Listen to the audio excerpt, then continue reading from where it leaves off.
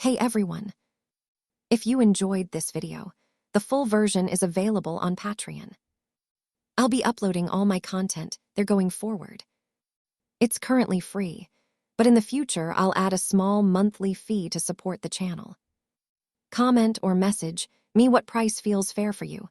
Let's make it comfortable for both sides. Hey everyone! If you enjoyed this video, the full version is available on Patreon. I'll be uploading all my content there going forward. It's currently free, but in the future I'll add a small monthly fee to support the channel. Comment or message me what price feels fair for you. Let's make it comfortable for both sides. Patreon link in description. Chapter 1. An uninhabited desert island in the East China Sea. This deserted island is covered with dense green vegetation, and the tall trees are tall and verdant. The sunlight shines through the gaps between the leaves and onto the ground. In this quiet woods, a man with wrinkles on his face lies on the grass with his eyes closed. The man on the grass was tall and muscular, perfect as a sculpture. Every muscle was as hard as iron, with smooth lines and full of power. The man opened his eyes, supported himself with one hand and sat cross-legged on the grass. He took a deep breath to adjust his mind, and then silently opened the system panel. Host, Rody, Sukuna. Age, 24. Ability, 1 Reversal of spells, can use cursed power to repair injuries of oneself and others, except for mental and spiritual injuries. Ability, 2 Super Strong Learning Talent. As long as it meets one's own conditions, one can quickly learn the abilities of others. Even if one cannot learn the abilities, one can also quickly analyze the weaknesses of others and find corresponding countermeasures. Ability, 3 Domain. Subdue demons and control the chef, and merge into the dark courtyard. Abilities, 4 Shadow Spells, Black Box, Open. Ability, 5 Powerful Soul. Rody looked at his attribute panel and felt his blood boiling. Rody stood up, stretched out 2 fingers, pointed at the woods in front of him, and flicked them lightly. A slash flew out, splitting all the trees and rocks in front in half. Looking at the mess in front of us, the fallen trees and rocks caused the mess.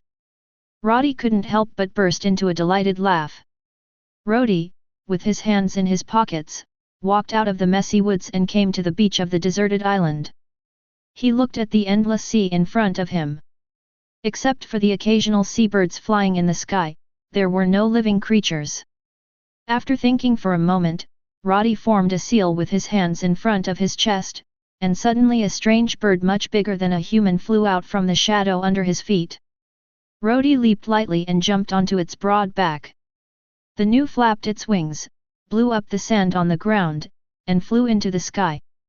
After Rody randomly chose a direction for the gnu to fly, he stood on the gnu's back with his hands folded across his chest and began to think. What he obtained was all of Sukuna's strength before the strongest battle, except for the weapons flying and divine weapon release. He did not learn the space slash and the healing technique melt that Sukuna comprehended in the strongest battle. However, with his extraordinary learning talent, once he knows the principle, he should be able to learn the healing spell fuse quickly, and the space slash should not take long either. As for weapons, find special materials like wapole alloy to forge them. After the forging is successful, let the weapon eat the devil fruit. I think the weapon should be good. While Rody was thinking, the outline of a small island vaguely appeared in the endless sea in front of him. But Rody was not in a hurry. Perhaps due to the influence of Sukuna, Rody's already good appetite increased. When he had nothing to do, he would occasionally daydream to clear his mind. Watermelon Town. Ha ha ha ha, guys, come at me. Take all the food, women, and money away from me. A man 3 meters tall, with a mean face, ferocious eyes, and a few sparse strands of hair floating on his head, stood at the bow of the ship, holding an axe weighing hundreds of pounds, grinning with a mouth full of yellow teeth and roaring towards the front. Captain of the Axe Pirates. Gridong. Bounty 1,000 million Baileys. Upon hearing the captain's order, a group of pirates who had long since been unable to suppress their desire to plunder, screamed and rushed off the ship to plunder everywhere. Suddenly, the originally peaceful Zigua town seemed to have become a hell on earth, with cries, wails, and pleas for mercy everywhere. "Brother, won't our loud noise attract the navy?" At this time, a man less than 1.5 meters tall, with a wretched appearance and sparse hair on his head, walked slowly to Gridong with a cigarette in his mouth and said with an unpleasant look, "Hey! Lumen, who do you think I am? I am Gridong. I've inquired around. This is the jurisdiction of the 16th branch of the Navy. The person in charge here is a useless colonel named Mouse. There's no way that useless person will come and fight us, because I'm a pirate with a bounty of 1,000,000 Baileys." Ha ha ha ha ha ha. Gridong raised his head and laughed wildly. In the East China Sea, which is known as the weakest sea, a bounty of 10,000,000 berries is still a great pirate that few pirates can match. No wonder he is so confident and arrogant. Gridong didn't dare to say anything more after hearing that. Although he was the deputy on the ship and Gridong's younger brother, his bounty was only 400,000,000 berries. His strength was far inferior to that of his brutal brother, Great Axe Gridong. Soon the pirates who came to plunder had already taken control of the town. They began to gather the townspeople in groups of 3 or 4 to the town square. There were some resistances among the townspeople, but it was all in vain as they were soon chopped down by the pirates. Gridong walked to the town square with a big axe in his hand. Looking at the townspeople who were driven to the square one after another, Gridong grinned at the pirate minions around him and said, "Go find the mayor of this town." Soon, the pirate grabbed an old man about 60 years old from among the panicked townspeople and brought him to Gridong. Gridong stretched out his right hand, picked up the old man and asked, "Is there any hidden money in this town? You'd better tell the truth, otherwise I will kill you all." The mayor replied in a trembling voice, "Sir Pirate, you have taken all the money in the town. There is no money left except the watermelons that have not been picked yet." Upon hearing this, Gridong threw the old man in his hand to the ground and said to the pirate minions beside him, "Go and chop all the watermelons for me." He then stepped forward with a big axe, ready to kill the old mayor. But at this moment, one of his pirates looked up at the sky and exclaimed, "Oh my God, what is that thing in the sky?" Gridong followed his gaze and looked up at the sky. "I saw a black shadow descending rapidly from the sky." In the center of the town square, a gust of wind suddenly blew up, blowing the dust on the ground into flying everywhere. When the dust settled, Gridong looked towards the center of the square. In the center of the square, a tall man with an indifferent face and wrinkles on his face appeared. Rody glanced at everyone present with an indifferent expression, and finally looked at the 3-meter-tall ugly man Gridong, and couldn't help but sigh at the wonders of the world. Gridong came back to his senses from the shock of the other party falling from the sky. Looking at Rody's indifferent eyes, he was so angry that veins on his forehead popped out. He swung the axe and pointed it at Rody. "Boy! What are you looking at? Do you know who I am? I am Axe Gridong." The pirates nearby came to their senses and shouted, "Boy, you are dead. Our captain is a pirate with a bounty of tens of millions. If you dare to anger our captain, he will definitely use his axe to chop you in half." Chapter 2. Looking at the ugly man in front of him, Rody said indifferently, "What a noisy bug." Upon hearing this, Gridong's face turned grim and he was about to walk towards Rody, but suddenly the axe in his hand fell to the ground with a slight ding sound. Then the upper body of Gridong slid diagonally from his right shoulder to his left abdomen, and blood gushed out from his standing lower body, soaking his brother Gridong's head and face. Regardless of the blood all over his body, Gridong looked tremblingly at his brother whose upper body had fallen to the ground, his eyes wide open and a look of despair on his face. How could this be? Brother, you are a pirate with a bounty of tens of millions." The pirates who were originally noisy in the square also quieted down, and the square fell into deathly silence. Kill value +1. Oh, that's interesting. Listening to the system prompt beside him, Rody silently opened the system panel. Host, Rody, Ryaman Sukuna. Age, 24. Kill value, 1. 123.45. Just as Rody was thinking about the extra kill value in the system panel. Suddenly, Griluman put down his weapon, knelt down on his knees and put his forehead to the ground, and said with a trembling voice, "Please spare our lives, sir. We are willing to follow you." After hearing this, the pirates in the field quickly dropped their weapons and knelt on their knees towards Rody, shouting, "Please spare our lives, sir. We are willing to follow you." Looking at the pirates kneeling on the ground, Rody said coldly, "Do you think I'm a garbage station that takes in everything?" After saying that, Rody waved his hand, and all the pirates kneeling on the ground were cut in half, with blood gushing out from the cut ends of the pirates. The gushing blood slowly dyed the town square bloody like a rain curtain. At this time, the townspeople who were brought to the square screamed in fear and panic, and some old people, children, and women fainted on the ground out of fright. Rody looked at the townspeople who were screaming in panic, and the screams stopped immediately. The townspeople covered their mouths with their hands, their bodies trembling, their eyes wide open and staring blankly at the ground, not daring to look Rody in the eye. Rody walked past the bloody and dead bodies on the ground and slowly came to the edge of the square. There was a large armchair here. Rody turned around and sat down. He clenched his right fist, rested his elbow on the back of the chair, and rested his face on his fist, looking at the old mayor who was lying limp on the ground. The mayor walked up to Rody and asked tremblingly, "Sir, is there anything we can do for you?" Rody said calmly, "Bring up all the wine, drinks, food, and delicious things in town. Go ahead." After the mayor went to prepare food, Rody looked toward the narrow alleys of houses at the edge of the square and said, "Woman, you've been watching for so long, it's time for you to come out." What should I do? If we don't get out, we will definitely die.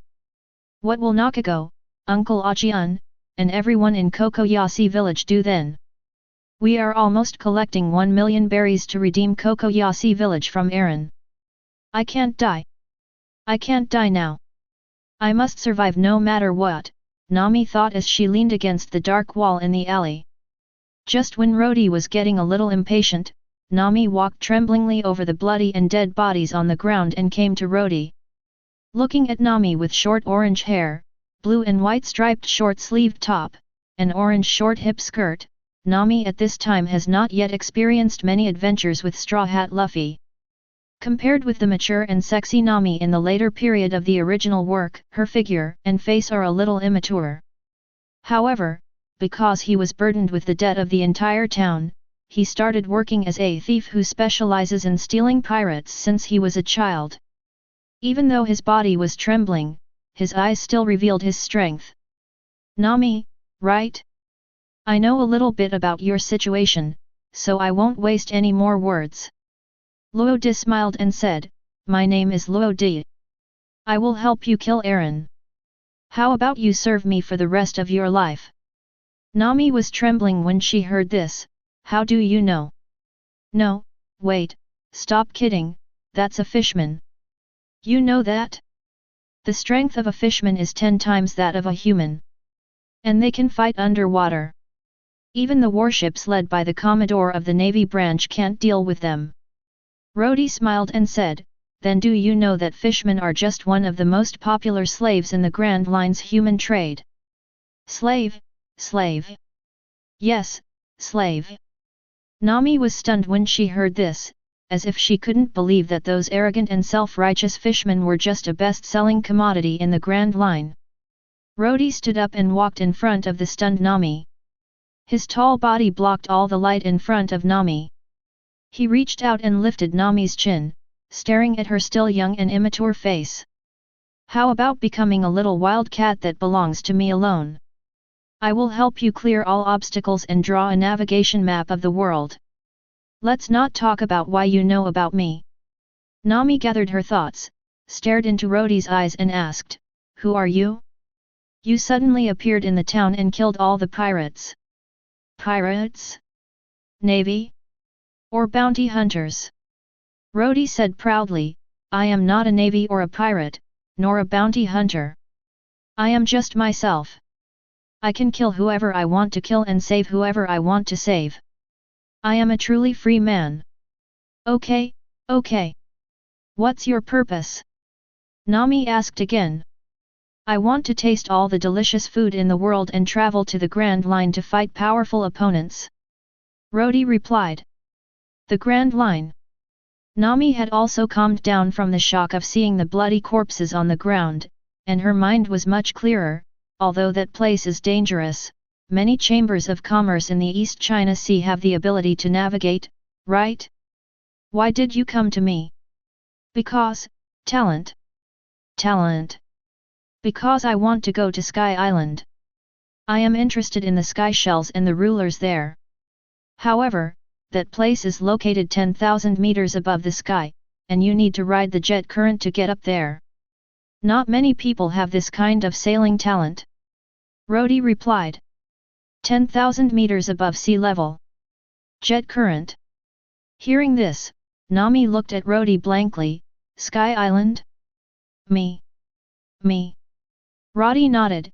Yes, that's right. Will you really help me kill Arlong? Nami asked. Rody replied, of course. Okay, I promise you. Suddenly, Nami put on a flattering smile. Captain, when are we leaving? Don't worry. Rody's right hand ignited with flames and touched Nami's left shoulder. I don't want my little wildcat to have such an ugly mark on his body. Rody turned around and put his hands in his pockets and went to the place where the townspeople were preparing food. Also, call me Rody. Nami looked at her fair left shoulder, her body trembling, her upper teeth biting her lower lip, tears rolling down her eyes unconsciously, and the ugly pattern that made her feel disgusted and humiliated disappeared from her shoulder just like that. Yes, Captain Rody. Chapter 3. Haiwan Calendar Year 1519. East China Sea, early morning. The gentle sunshine spreads on the blue sea, and the cry of seabirds can be heard from the sky from time to time. The early morning breeze blew across the still slightly wet deck. Today should be a nice day. A warship with a flag featuring 4 hands with open palms and an eye in each palm is sailing in this sea. Target, Coco Sea Village. A 4-meter-long white dog was lying on the second deck of the ship. Rody, wearing a black coat, was leaning on the white dog's back, tasting a glass of watermelon juice in his hand, and looking at the sea in front of him with a thoughtful look on his face. Kill value, 1. Looking at the kill value on the system in front of him, he killed hundreds of pirates yesterday. Except for the pirate with a bounty of 10 million who was killed at the beginning, the system popped up a prompt, but the system did not respond when he killed those pirates later. Could it be that they are too weak? This crappy system doesn't even have an instruction manual. There's no hint on what the kill value is for. Rody smiled, but this is what makes it fun. At the hatch, Nami came out carrying a big bag full of jewels and gold. Nami casually threw the bag full of jewels and gold onto the deck, patted the dust off her hands, and shouted to Rody lying on the white back of the jade dog, Rody. I found a lot of treasures on this pirate ship. Do you want to take a look and see if there is anything you need? I'm not interested. I'll leave these treasures to you for safekeeping, Rody said lazily. The sun was setting in the west. Rody lay on the white dog's back, stroked its head with his hand, and looked at the coastline gradually appearing in the distance. Nami, is it in front? Hearing Rody's words, Nami was reluctant to put down the treasures in her hands that she had counted countless times. She hurried to the bow and looked at the coast in the distance with a frown on her face. That's right, as long as we go around this coast and sail for a while, we will arrive. However, there are often murlocs patrolling this sea area. Just as he finished speaking, there was a loud splash, and a lime-skinned cartilaginous fishman jumped from the sea to the deck of the ship, followed by 7 or 8 more fishmen holding swords. Rody. The fishman Rody first looked at Rody, who was still lazily leaning on the jade dog's back, with contempt, and then looked at Nami. Nami, it seems that you don't plan to buy back the Kokoyasi village. Do you think that you can rely on this weak human to resist us noble fishmen? The other murlocs who jumped onto the boat also waved their swords and shouted, Human, we murlocs are naturally 10 times stronger than you. How dare you resist us? How can you resist us? We are noble fishmen. Nami, stood on the deck and looked at the shouting fishmen in front of her, her face full of panic and helplessness. Oh! Noble! Hearing this, Rody put his left leg on his right leg, made a fist with his right hand, put his elbow on the jade dog's back, put his face on his fist, and looked at the group of fishmen with a playful look. It seems that in the past few years since you followed Aaron to escape from the Grand Line to the East China Sea, you have forgotten that you were once just slaves and commodities. Hearing this, Rody's expression changed from contempt to ferocious. The fishmen on the deck who were still waving swords and shouting suddenly quieted down. Nami looked at Rody with hope. Rody clenched his fists, veins popping out on his arms, and said with a ferocious look on his face, very good, human, you have succeeded in irritating me. Human, I will use our powerful human karate to smash your mouth first, and see if you dare to say such words again, and then I will kill you. Human, you are dead. Brother Rody is a master of fishman karate in our pirate group. Besides, the bounty on Brother Rody is 900 million Baileys. That's right, Brother Rody is a pirate with a bounty of 900 million berries. The fishmen on the deck shouted again. Just as the fishmen on the deck were shouting, Rody contracted his leg muscles, bent his legs slightly, and pushed his legs hard on the deck. With a ferocious face, he shouted, Merkiman karate, and rushed towards Rody. Rody looked at the fishman Rody rushing towards him with a playful expression. Suddenly, Rody, who was rushing towards Rody, had his head and neck separated. The headless corpse ran 2 steps and fell to the deck of the ship with a thud. Blood gushed out from the severed neck. The flying head rolled to Rody's feet, still shouting, by WA! Town! Kill value +1. Oh! However, Rody ignored the system for the time being. Rody stood up, grabbed the pigtail behind Rody's head, and lifted up his head which had rolled to his feet. Rody picked up Rody's head and looked at it carefully. Except for the grey color of the head, there was no difference between it and humans. The blood flowing out was also red. I took a look at the corpse on the deck. Maybe because it was a cartilaginous fishman, there were not many fish characteristics on the head, but there were many fish characteristics on the body. The fishman who was shouting just now suddenly became quiet, staring at Rody's headless body on the deck with wide eyes in disbelief. No! No way, Brother Rody! Brother Rody is a master of fishman karate. He died just like that.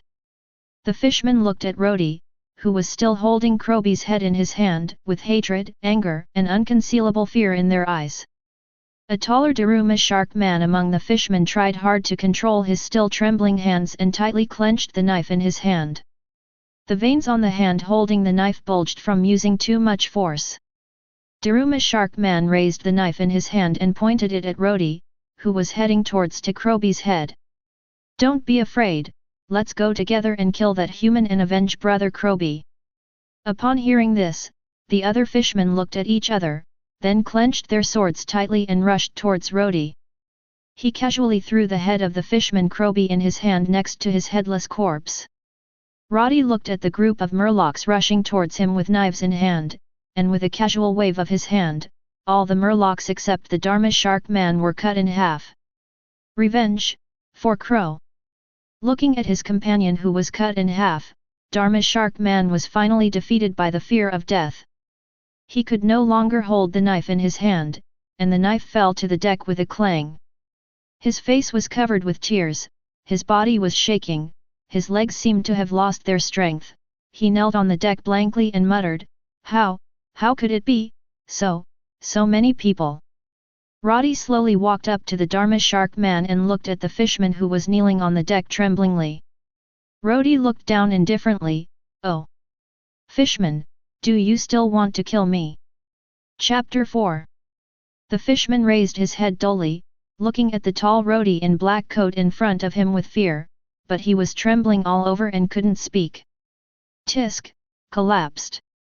Rody walked to the head of the fishman Krobi and kicked his head into the arms of the Damo Shark man.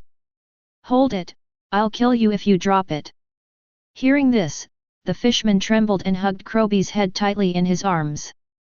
Nami, go and command Xiao He, Jade Dog. Hey, to go around the coast ahead. Hearing this, Nami, who was still staring at the fishman's corpse on the deck in a daze, came to her senses and said excitedly, Okay, I'll go right away. After saying that, Nami hurriedly ran to the command room to command Xiao He to steer the boat. After that, Rody lay back on Xiaobai's, Jade Dog. By, back and silently recited to himself, opening the system prompt, Host kills Krobi. Kill value +1. Kill value, 2. Sure enough, it's because the others are too weak. Even if I kill more, it won't increase my kill value at all. Looking at the kill value in his mind, Rody thought so. As dusk approaches, the sun slowly approaches the sea level. The village of Cocoaxi seemed peaceful and tranquil at dusk. However, Rody's arrival broke this false tranquility and peace. Rody walked up to the fishman holding Krobi's head and said, Come on, take me to see your boss Aaron. Hearing this, he stood up dully, got off the boat holding Krobi's head, and walked towards Arlong's nest, the dragon's territory. Rody first ordered Jade Dog to clear the deck, and then he and Nami followed him off the boat. Hey, that fishman is holding a fishman's head. I know that fishman is a cadre of the Arlong pirates. Krobi, who has a bounty of 900 million berries, is the second highest bounty fishman in the Arlong pirates. I didn't expect that he would die. Yeah. On both sides of the road, there were villagers who had heard the noise and came out to observe, and were talking joyfully. Listening to the villagers' discussion, Nami couldn't help but smile with joy. Looking at Nami smiling beside him, Rody couldn't help but smile. Hey, Nami, what's going on? Nami, who is this guy next to you? Merkiman, was it this guy who killed him? The villagers asked Nami one after another. His name is Rody, he is my companion, he was the one who killed the fishman, he is very powerful. Don't worry, everyone. The nightmare that has enveloped us will soon be over. After a while, they arrived at Aaron's lair, the gate to the evil dragon's territory. There were 2 fishmen guarding the gate. Hey, what are these humans planning to do by gathering together? Are they planning to rebel against my noble fishman? You, look, isn't that brother Krobi's head in Akun's arms? Hurry and tell boss Aaron. The 2 fishmen at the door quickly ran into the dragon's territory and shouted to Aaron, who was lying on the stone chair with narrowed eyes, Boss Aaron, the humans gathered together to rebel, and brother Krobi was killed by them and his head was chopped off. What? Krobi was killed by humans? Aaron crushed the armrest of the stone chair and stood up angrily, Damn humans, get my serrated knife, I want to kill them. Aaron took the serrated knife from the fishman's younger brother, and led the fishman in the area out of the door with an angry look. Aaron walked out of the door with a serrated knife in his hand, and saw at a glance that the Dharma Shark man Akun was holding the head of Krobi in his arms. He cried angrily and said, Ah, compatriots, humans, I must kill you. That's brother Krobi's head. Kill these humans. These people killed Krobi's eldest brother. Kill all these humans. Boss Aaron, kill all these humans and avenge brother Krobi. The fishmen who followed Aaron out of the evil dragon's territory shouted angrily when they saw this scene. The villagers who followed Rody were frightened by the angry look of Aaron and his gang. Suddenly, the villagers who were originally full of joy became quiet and looked at Rody and Nami in front of them with hope. The Dharma shark man Akan, who was holding the head of the fishman Rody, saw the fishman Arlong walking out of the evil dragon's territory with a serrated knife in his hand. His originally dull and empty eyes, like a walking corpse, suddenly came to life. The fishman Akan looked at Arlong, pointed at Rody and Nami, and cried and trembled, "Boss Arlong, it was this human that Nami found who brutally killed brother Rody and our fellow fishmen who went on patrol with us. Boss Arlong, you have to avenge us. Damn you, you lowly, inferior humans." Aaron looked at Nami with anger and said, "You asked this human for help. It seems that Nami, you don't plan to buy back Coco West Village.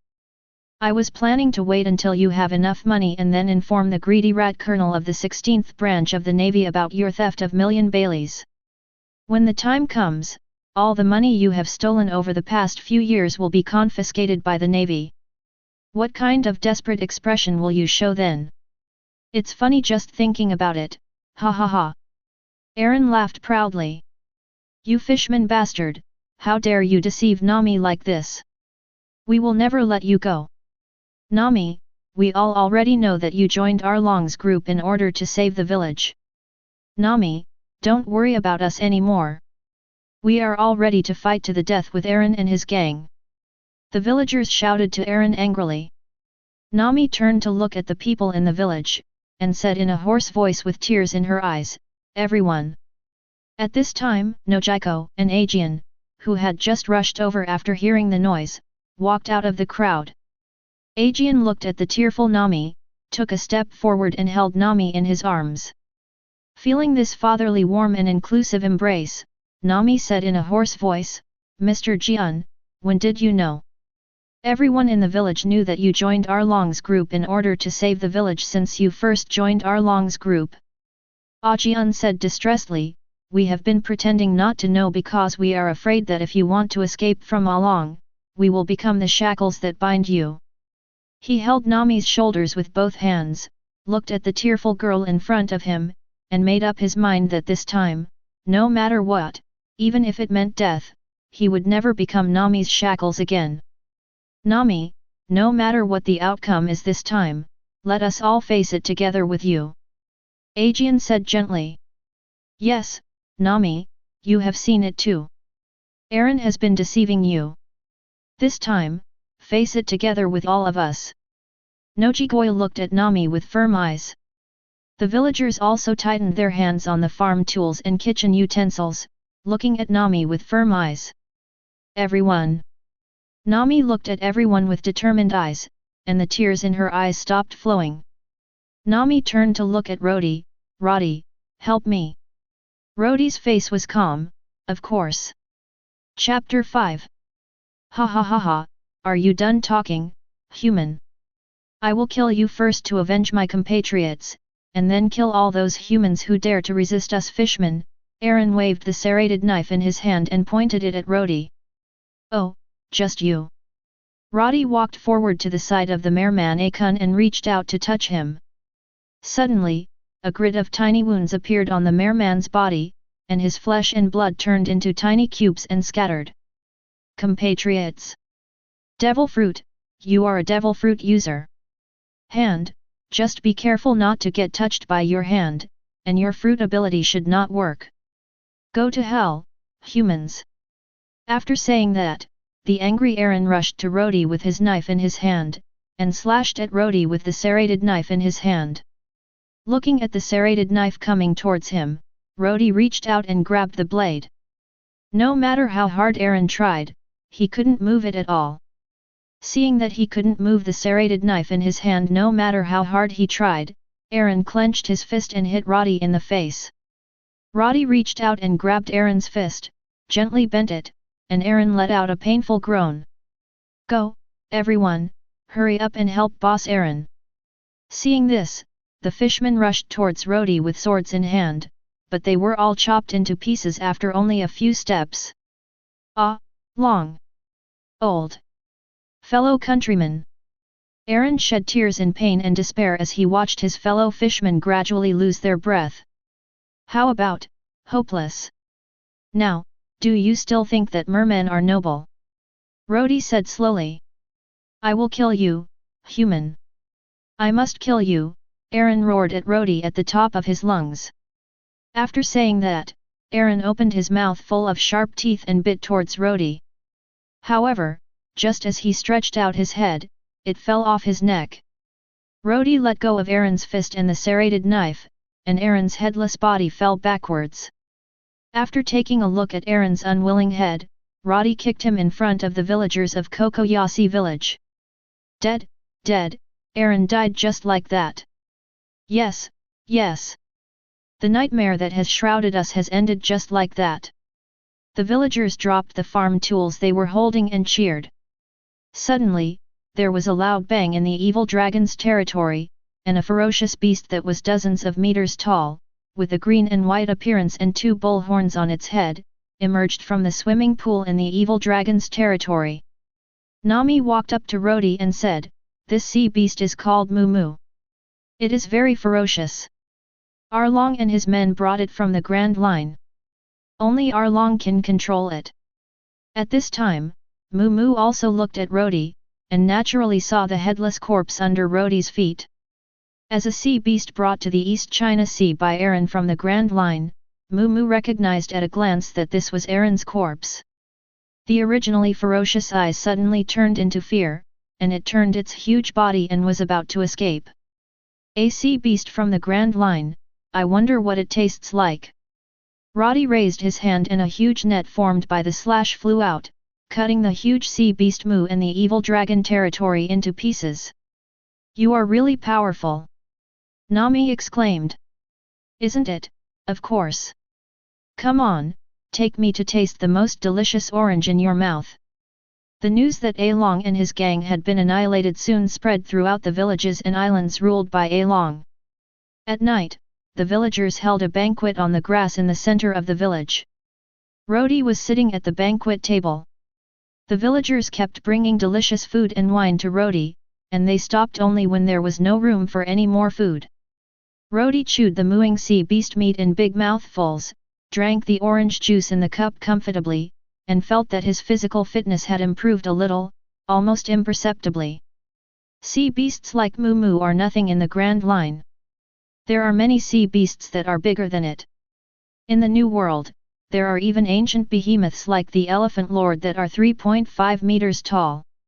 Eating such powerful sea beasts every day, and nourished by such flesh and blood energy, my body has probably surpassed that of ordinary people long ago. It's no wonder that the strong men in the world of pirates often fight for days and nights. If they get injured, as long as they have enough food and rest for a few days, they will recover. Village, back hill. Nami sat in front of Belmir's grave and smiled. Belmir Arlong has been killed. The nightmare that enveloped the village is over. Everyone can now smile truly. Everything will be all right. Yeah, everything will be fine. Are you leaving again? Nami, have you really decided to leave on your own? Nochigo slowly walked to her side. Do not worry. This time, I am sailing for my dream. Please take out the money I buried in the orange orchard and distribute it to everyone, Nami said with a hint of reluctance on her face. Oh, this is what you have accumulated bit by bit over the years. Aaron has been eliminated, and everyone's life will gradually get better. You should keep this money for yourself. This money was originally stolen for the village. Now that Aaron has been eliminated, it can be used to help everyone.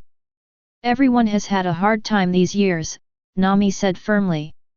Nakago, do you want me to ask Rody to help you remove the tattoo on your body? Nami looked at Nakago. So the tattoo on your body was removed by Rody. It's amazing. But there's no need for it. This tattoo has been with me for so many years. I will be uncomfortable if it's gone. Nochigo looked at Nana's smooth arm. The pattern of the Arlong pirates on it had long disappeared. Nochigo, please help me keep an eye on Belmir. He may not be able to come back for a long time after going out to sea. Tisk, you don't even need to tell me, I'm also Belmir's daughter.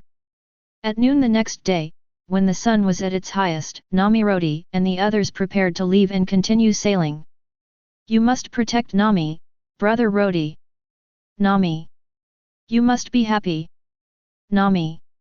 Remember to come back. The shore was full of villagers who came to see them off. Aegean and Nyakajeo stood in front of the villagers and waved to the boat together with them. Goodbye, everyone. The boat gradually moved away from Kokoyasi village. Looking at Nami, who was still waving excitedly at the blurry shore in the distance, all the pressure, restraints, and shackles after Arlong's death disappeared, and the girl was able to release her lively nature. Rody slowly walked behind Nami, put his arm around her soft waist, held her in his arms and whispered, "Nami, from now on you will only belong to me." Feeling the heat from her waist, shoulders, arms, back and chest, Nami's cheeks flushed, her heart pounded, her breathing became a little rapid, and she hurriedly broke free from Rody's embrace. "Rody, my orange tree needs watering." Rody chuckled as he watched Nami hurriedly run to the second deck to find a kettle to water the orange tree that had just been watered in the morning. Chapter 6. 3 naval warships were sailing in a V formation on the sea. "Colonel, we really have to go. The other side is a strong man who wiped out Arlong and his gang. I heard that he is also a devil fruit user. We'd better not go there," the sergeant said nervously, looking at Colonel Mouse beside him. "Stupid, that's close to 100 million Baileys. If it weren't for that idiot Arlong who insisted on waiting for that pirate thief to collect 100 million berries. If you had told me earlier, I would have collected all the money long ago," said Colonel Mouse with a greedy look on his face. The host kills the fishman Aaron. Kill value +5. Host kills sea beast Moo. Kill value +3. Kill value, 10. Killing that sea beast will also give me killing value.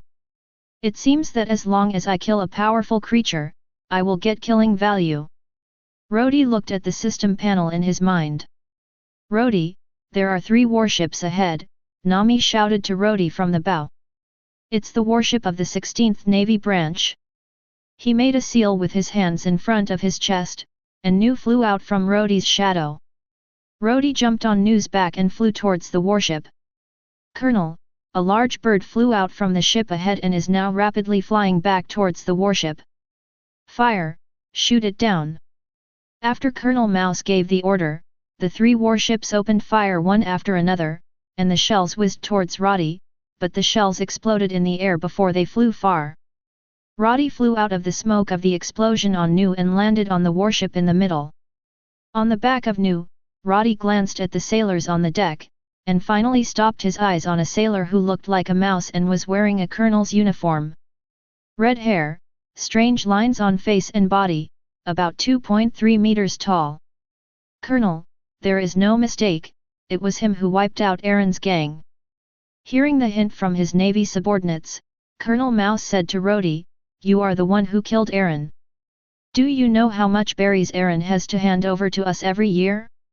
But you didn't fly the pirate's skull and crossbones flag, so you are not a pirate. As long as you hand over the 100 million berries confiscated from Aaron, the Navy will not offer a reward for you." Chirp, chirp, chirp. Your smile is too ugly, and you hold your head too high. After saying that, Rody waved his hand and cut off Colonel Mouse's 2 legs. "Ah! My legs, shoot quickly, kill him for me," Colonel Mouse wailed miserably while holding his broken legs. Seeing the colonel's legs being chopped off, the Navy soldiers were all worried. After hearing the order, they hurriedly raised their guns and fired at Rody. The bullets were chopped into pieces halfway through their flight. The Navy soldiers were chopped to death before they could fire a second shot. Seeing his men on the ship being killed one after another, Colonel Mouse didn't care that his severed legs were still bleeding, and crawled backwards with his hands on the ground. Don't kill me, I don't want the money. I still have a lot of money in the branch base. I can give you a lot of it. My uncle is a vice admiral of the Navy. It will do you no good to kill me. As long as you let me go, I promise that the Navy will not put you on the wanted list." "Please," Colonel Mouse said to Rody in fear with tears on his face. Rody looked at the rat colonel who was begging and crawling, with his broken legs dragging 2 bloody trails on the deck. It's so ugly and boring. Rody stretched out his right hand and shouted, "Remove!" Countless irregular slashes flew out and chopped all 3 warships into pieces. The fragments of the warships slowly fell into the sea. Nu flew back to the ship, and Rody jumped off Nu's back. Nami walked up to Rody nervously and said, "Rody, why did you kill them all?" Seeing Nami's nervous look, Rody reached out and stroked Nami's cheek and said with a smile, "Do you remember what Aaron said about him having a deal with the Navy's rat colonel? Those 3 warships were led by the rat colonel of the 16th branch to plunder money from Coco West Village." Nami looked at Rody's smile and felt touched. "Rody, you did all this for me." Feeling Rody's big hand gently caressing her cheek, Nami felt like a deer running around in her heart. She mustered up the courage, stood on tiptoes, and quickly kissed Rody on the cheek. Rody was slightly stunned, reached out and touched the cheek that Nami had kissed, looked at Nami with blushing cheeks and shy eyes, then put his arm around Nami's slender waist and leaned over to kiss Nami's little mouth. Woohoo! The moment their lips touched, Nami's originally shy eyes suddenly widened in fear, and she pushed Rody's chest with her hands in panic, but her strength was too weak to push Rody away at all. Feeling Rody's gentle kiss and the soft touch of the big hand on her back, she felt as if her body had lost all strength and gave up all resistance. Her eyes, which had been wide open in fear, turned gentle, and her hands, which had been pushing back, now wrapped around Rody's waist. Feeling Nami's gentle response, Rody reached through Nami's legs, picked her up, and prepared to walk towards the bedroom. The sudden leap into the air brought Nami back to her senses from the passionate kiss. She stretched out her hand to push away Rody's face, which was about to be kissed. Nami blushed shyly, "Rody, it's too sudden. I'm not ready yet. I'll give it to you when I'm ready." "Okay." Rody looked at Nami, who was staring at him shyly. Although he was very reluctant, he still let go of the soft body in his arms. "Nami, you can't make me wait too long. It's just too sudden. I'm not ready yet." "I won't wait too long," Nami said with a blushing face. She kissed Rody's lips again, then took Rody's hand and walked towards the kitchen and dining room. Nami smiled and said to Rody, "Rody, where are we going next?" "First, look for good chefs on the nearby islands, and then buy a better boat. The kitchen on this boat is too small, the kitchenware is too few, and the food is too poor." Nami looked at Rody with a smile on her face. "Why, dear Captain Rody, is the barbecue duck and orange jam I made not delicious?" She unconsciously tightened her arm around Rody. "It's delicious, but you can't eat barbecued duck and orange sauce every day, and there's not much duck on the ship." The first half of the Grand Line, Marine Headquarters, Marineford. On the top floor of the Fortress of Justice in Marineford is the office of the Admiral of the Navy. On the wall of the office hangs a plaque with the words "Justice reigns over the world." Under the plaque is the current Admiral of the Navy, Buddha's Warring States, who is known as a wise general. The current Sengoku still has a head full of black hair and a serious face, unlike the original novel in which his hair was completely white and his face was full of smiles when he resigned as the Navy Admiral and served as the Navy Inspector General 2 years after the Battle of Marineford. At this time, Marshal Sengoku was sitting at his desk, listening to the report from Colonel Branyu of the Navy Headquarters. "Marshal, this is the intelligence sent by the 16th branch of the East China Sea." Branyu placed the report on the desk of the Warring States. Chapter 7. August 1519, 8 in the Haiwan calendar. Colonel Mouse of the 16th branch of the East China Sea Navy heard that the fisherman Arlong and his gang had been wiped out, and then led 3 warships to the Evil Dragon area to check. During the voyage, they encountered the strong man who destroyed Arlong's gang. The navy led by Colonel Mouse was attacked by him and was killed, and the warship was destroyed. The attacker's name was Rody.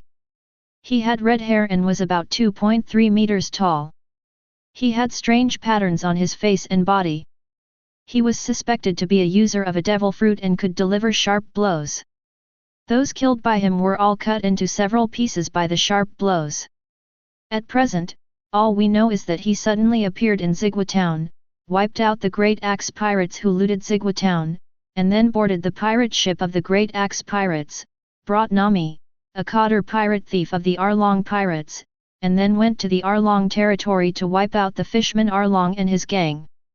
Putting down the information sent by the 16 branches, Zhangguo rubbed his brows in distress. Devil fruit ability. Damn Roger, he should have been gagged before being executed. If it weren't for his instigation before his death, so many lawless guys would go out to sea. How could the sea become so chaotic? Zhangguo calmed down and said to Branyu, the killer Rody, the reward is 5 million baileys, the little thief Nami, the reward is 500 million baileys, send out this reward. Yes, Marshal. Rody, look, there are pirates in front of us. They haven't launched an attack, but are approaching us, Nami said to Rody who was sitting on the recliner, pointing forward. Oh, then let's wait until they come over and take a look. Rody took a sip of the orange juice in his hand. As the ship approached, Nami looked at the skull flag with a wolf head on it and said to Rody, the wolf pirates, Captain Wolf Disc, offer a bounty of 2 million berries. Captain Disc, you've been really lucky lately. You just made a big robbery not long ago, and now you can rob another good ship. Yeah.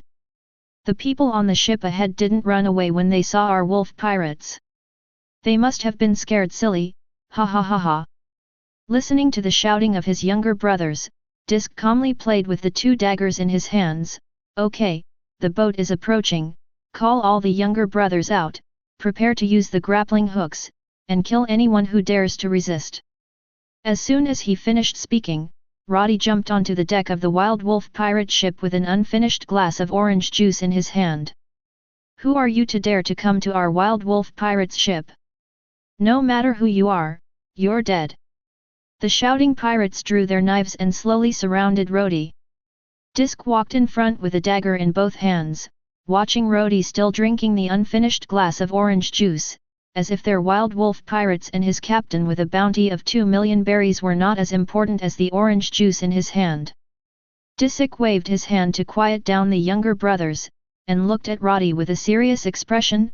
Boy, tell me your name, you should not be an unknown person. At this time, Rody also finished the orange juice in his hand, threw away the empty cup in his hand, waved his hand and killed all the pirates in front of him, leaving only one pirate at the helm. Rody glanced at the pirate at the helm, who ran to Rody and knelt down tremblingly, Sir. At this time, Nami also followed the thrown hook to the Wild Wolf pirate ship. Nami looked at the pirate kneeling on the ground and said, Take us to see what treasure there is. The trembling pirate looked at Rody and saw that he didn't respond, so he said to Nami, Yes, sir. Rodina followed the pirates into the cabin and saw an old man who was probably in his 60s. He was wearing a suit that was obviously made of very good fabric. However, his suit was disheveled, his hair was messy, and he was locked in a cage with a listless look on his face. Who is he and why is he in a cage? Nami asked the pirate who was leading the way. Sir, his name is Mike. He is the butler of a family that we robbed. Our captain saw that he is quite capable and is planning to recruit him. But because everyone in that family except the butler was killed by our pirate group, he refused to join the pirate group no matter what, so the captain decided to keep him under control for a few days. Now it's the 4th day. Let him out. Mike looked up when he heard this, and looked at the man and woman who followed the pirates in. The woman was wearing a short-sleeved shirt and a short skirt, and her face revealed the youthfulness of a young girl. She should be no more than 20 years old. The man was tall, with strange lines on his face and body, and his eyes contained an arrogance that surpassed everything else. Mike has seen many arrogant people. No matter they are high-ranking nobles or kings, their arrogance is like bubbles. They only dare to show it to common people and people with little power. Once they meet someone with higher status or who dares to resist, this arrogance will burst like bubbles at the touch. The arrogance of this man in front of him was so high that he surpassed that of noble kings and even celestial dragons, as if he were a god.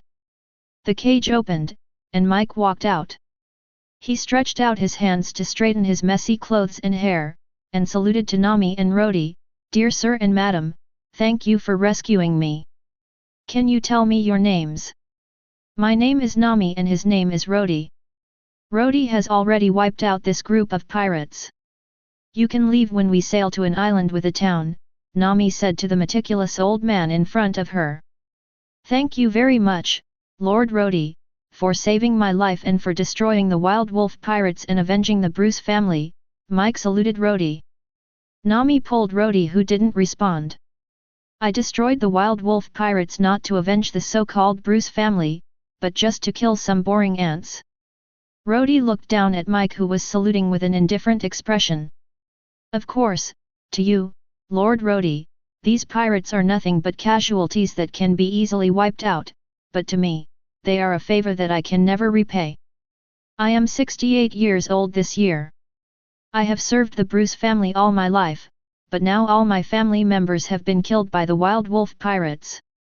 I am now homeless, so I have a request. I hope to use the rest of my life to serve Lord Rody and repay his kindness. Please accept it, Lord Rody." Mike knelt in front of Rody with a sincere expression. Looking at Mike, who was kneeling with a sincere expression, Nami couldn't bear it and turned to him, "Rody, let him stay." Rody looked at Mike, "Oh. Stay, what can you do?" "Lord Rody, I have been the steward of the Bruce family for 40 years. I know a thing or two about tea art, cooking, flower arrangement, gardening, cleaning, and raising animals and horses. Rody knows a lot. Let him stay. He can also help me take care of the orange trees." Rody looked at Mike, who was kneeling on the ground, and said, "Get up, you can stay here." Chapter 8. Hearing this, Mike stood up and said, "Thank you, Lord Rody, for taking me in. Follow this pirate to the cabin to count the money." Rody hugged Nami and turned to leave the cabin. "Yes, Lord Rody," Mike saluted to Rody's back. After walking out of the cabin, Rody hugged Nami and sat on the big chair on the ship. Nami looked at the body parts all over the ground and thought about how the axe pirates were killed in the same way when they first met Rody in Watermelon Town, and later Arlong and his gang and the Navy were also killed in the same way. Nami leaned in Rody's arms with hope in her eyes. "Rody, these pirates are all damned, but some of the Navy, except for Colonel Rat and his gang, should be kind people. Can you try not to kill those kind Navy people when you meet them in the future?" Because Nami was raised by Belmere since she was a child, even if there are scums like Colonel Rat in the Navy, she believes that most of the Navy are kind. Hearing this, Rody, who was checking the system prompts in his mind to kill Disc, looked at Nami in his arms. "Okay, as long as they don't take the initiative to attack me, I won't take the initiative to kill them." Rody gently stroked Nami's orange hair. "Well, thank you Rody." Nami rested her head on Rody's chest. "Lord Rody, the property on the ship has been counted," Mike reported to Rody, holding a fruit with strange patterns in a book. After taking a look at the fruit with strange patterns in Mike's hand, Rody signaled Mike to continue speaking, thinking that this should be the devil fruit. After getting Roddy's signal, Mike said, "There are currently 1 million Baileys on board, 2,800 million of which were obtained by looting the Bruce family, and 1 million Baileys were obtained by looting villages and towns. A devil fruit and a book on how to use domineering were also found in the captain's room." "What are devil fruits and the experience of using domineering?" Hearing this, Nami looked at the book and devil fruit in Mike's hands curiously. Nami still remembered that before Aaron was killed by Rody, he said that Rody was a devil fruit user. Devil fruit, people call it the incarnation of the sea devil. As long as you eat it, you will have magical powers, but only the first person who eats it can gain the power. Even if the first person only eats a little, and the second person eats the rest, it will be useless. A person can only eat one devil fruit. If you eat the second one, it will explode and die. Each devil fruit is worth at least 1 million berries. The person who eats the devil fruit is called a devil fruit ability user. The abilities of devil fruits are divided into 3 categories: natural, animal, and superhuman. Natural can transform the body of the eater into natural elements and make them immune to any attack. Animal can make the eater gain the abilities of certain animals. Superhuman can make the eater gain certain superhuman abilities. Ms. Nami, once you eat a devil fruit, you will be cursed by the sea and unable to swim. As for this domineering application experience, I don't know what it is, but seeing it placed together with the devil fruit, I thought it must be more precious, so I gave it to Lord Rody together. After listening to Mike's explanation, Nami looked at Rody. Rody, you can make that kind of slash, so you must be the devil fruit ability user that Mike mentioned. No, I didn't eat the devil fruit and I'm not a power user. As for the slash, Nami, there are many races in this world, even races that can use fire and lightning. It's amazing that there is a race that can use fire and lightning, Nami exclaimed. As for the Haki mentioned in this Haki application experience, it is a power that basically only exists in the Grand Line. Haki is also divided into 3 categories: Armament Haki, Observation Haki, and Conqueror Haki.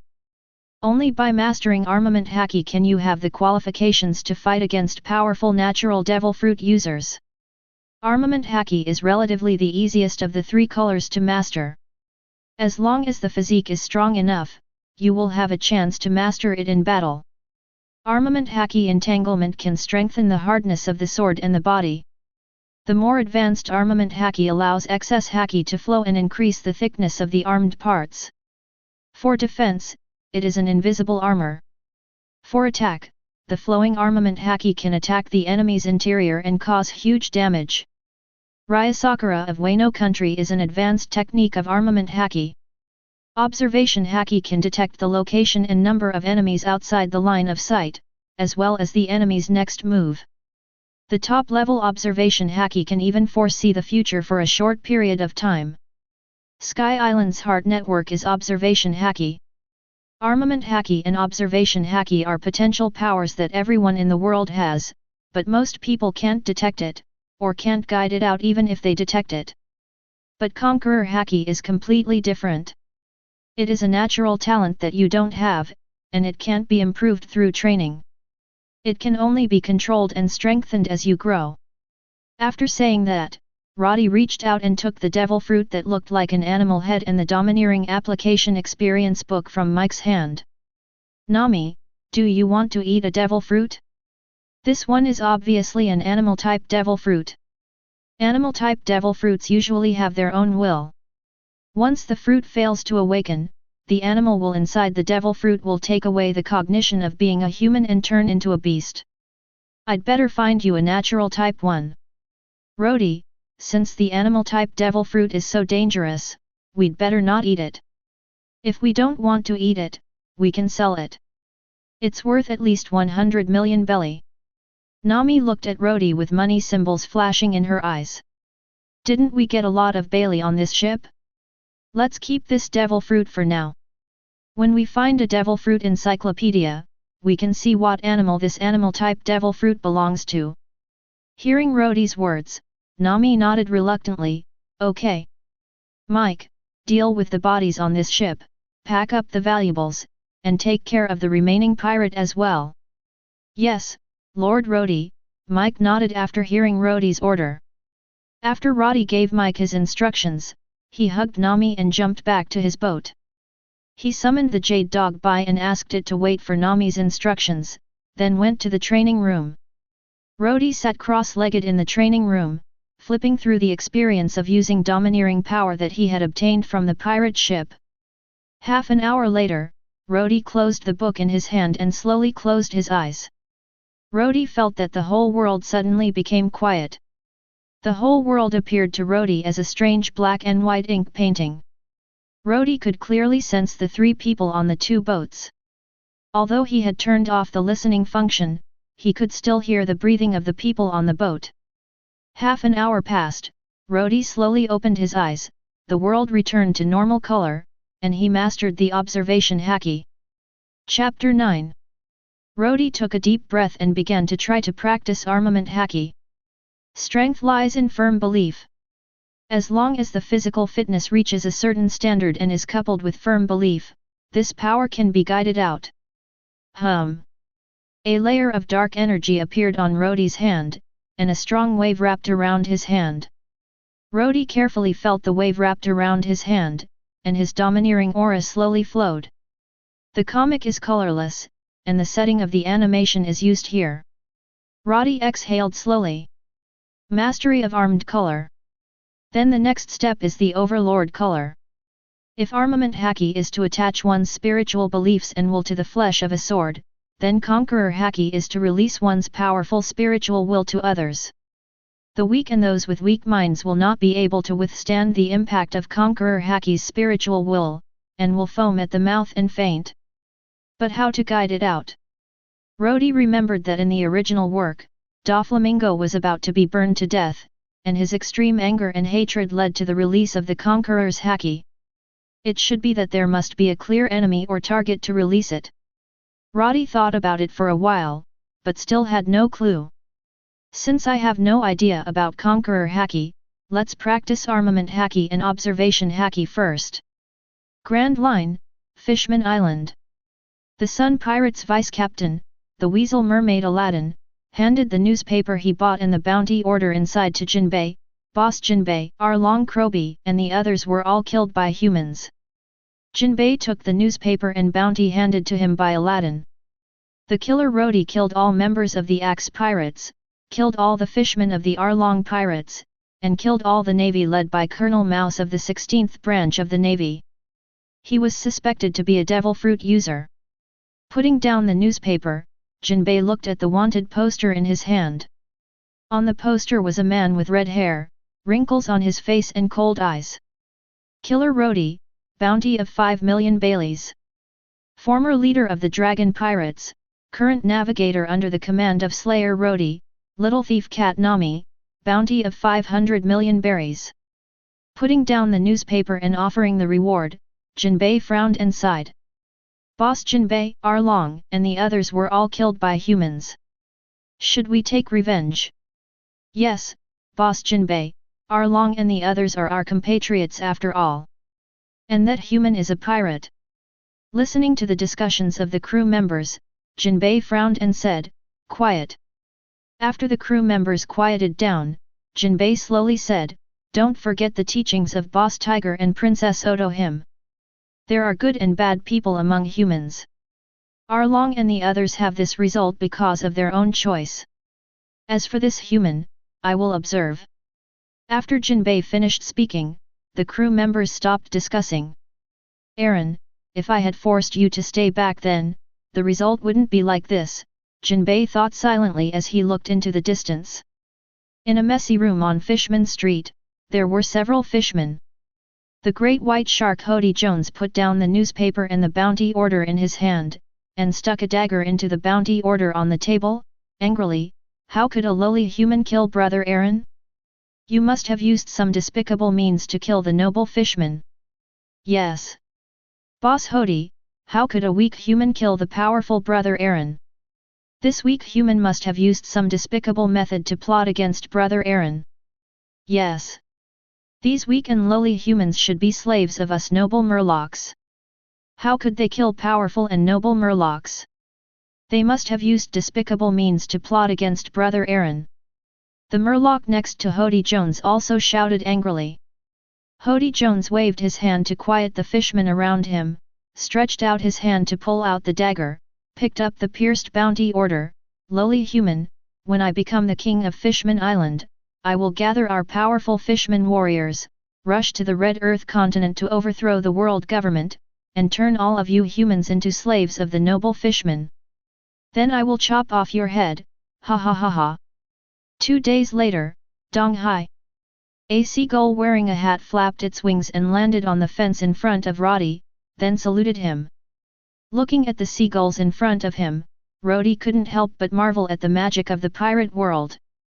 Most of the animals in this world can understand human language. Nami took out a 100 belly coin and bought a newspaper from the newsboy.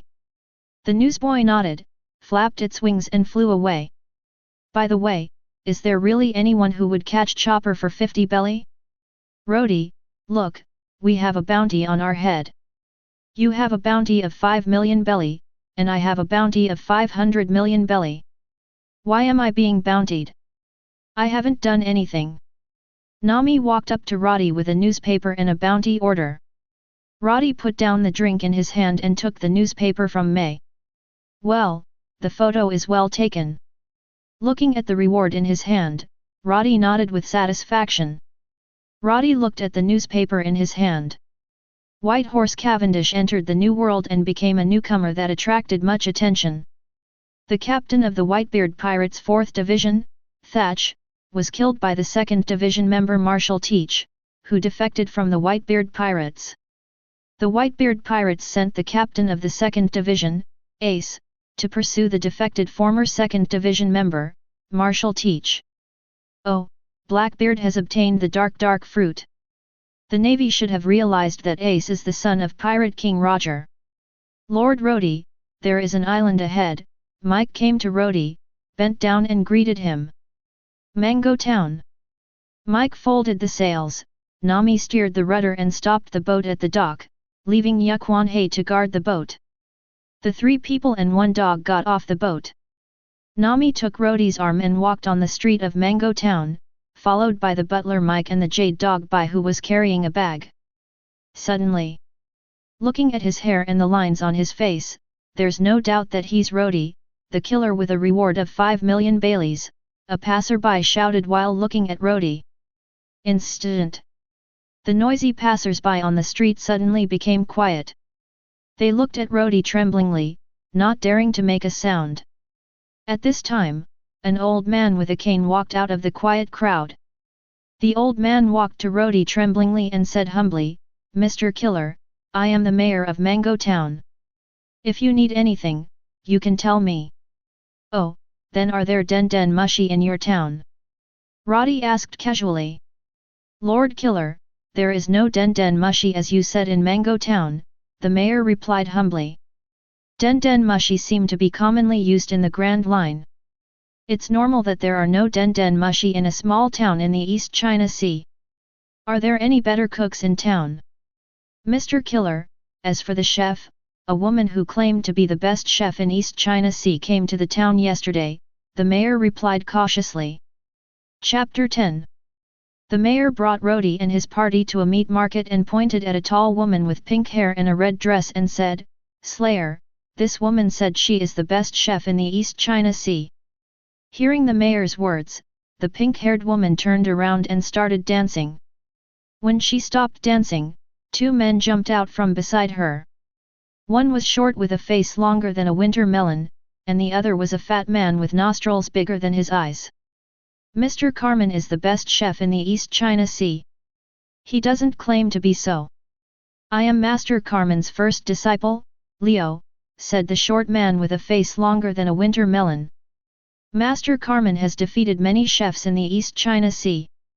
I am the second disciple of Master Carmen, Jose," said Jose with a big nose, showing a handful of photos in his hand, all of which were pictures of defeated chefs. At this time, the pink-haired woman raised the fan with the word food written on it and said, "I am the #1 chef in the East China Sea, Flame Carmen."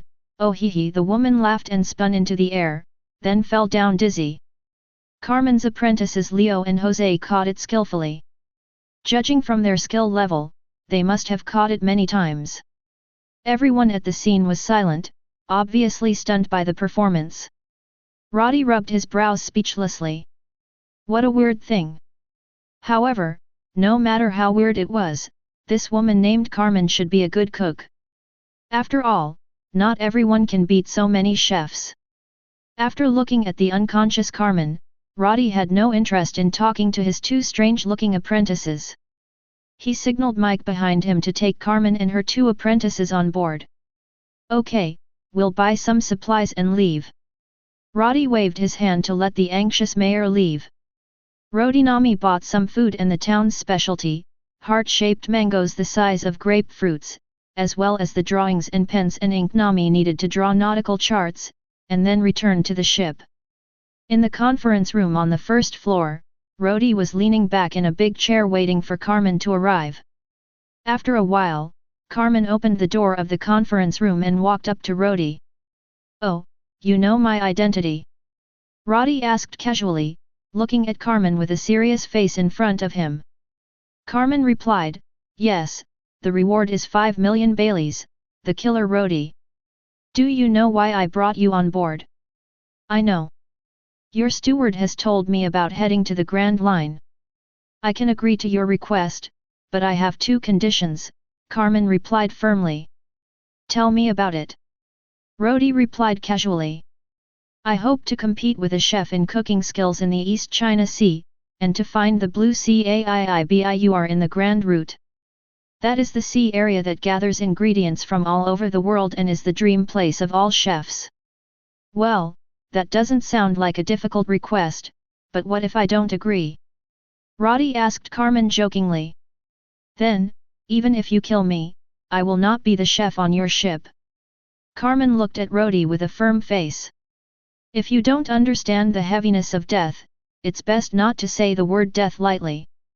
But if you want me to agree to your request, it's not impossible. I can give you a chance. Just take a step towards me. As long as you take 1 step, I will agree to it." Looking at Carmen with a determined face, Rody put away the teasing on his face and looked at her with cold eyes. Hearing this, Carmen, with a determined look in her eyes, took a step forward and was about to walk towards Rody. However, just as she raised her foot and leaned forward, a dense number of wounds suddenly appeared on her body. Carmen looked at Rody and knew that this was his ability. The pain from the wounds and the flowing blood told her that she would die if she moved forward. Glancing at Rody's indifferent expression, Carmen slowly closed her eyes, and the scenes of herself practicing cooking for the past 10 years emerged in her mind. The past 10 years of practice had long made her unable to tell why she learned cooking. She only knew that cooking was an inseparable part of herself. Suddenly, Carmen's raised foot fell forward, but the expected injury did not come. Her foot softened and she fell in front of Rody. "I promise you," he said slowly as he looked at Carmen. Rody who fell in front of him. Carmen breathed a sigh of relief when she heard that. However, looking at the many small wounds on her body, Carmen's eyes became misty and she felt like crying. There is no woman in the world who doesn't love beauty, and a beauty like Carmen who loves dancing is no exception. Besides, Carmen is proud of her beauty. With so many wounds on her body, even if they all healed, there would still be ugly scars left.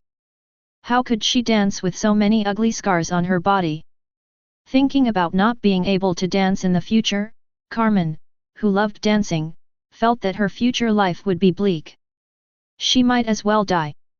Seeing Carmen's eyes misty and about to drop the little pearl, Rody put his hand on the wound on Carmen's waist and activated the reversal technique, and the wound on Carmen's body healed quickly.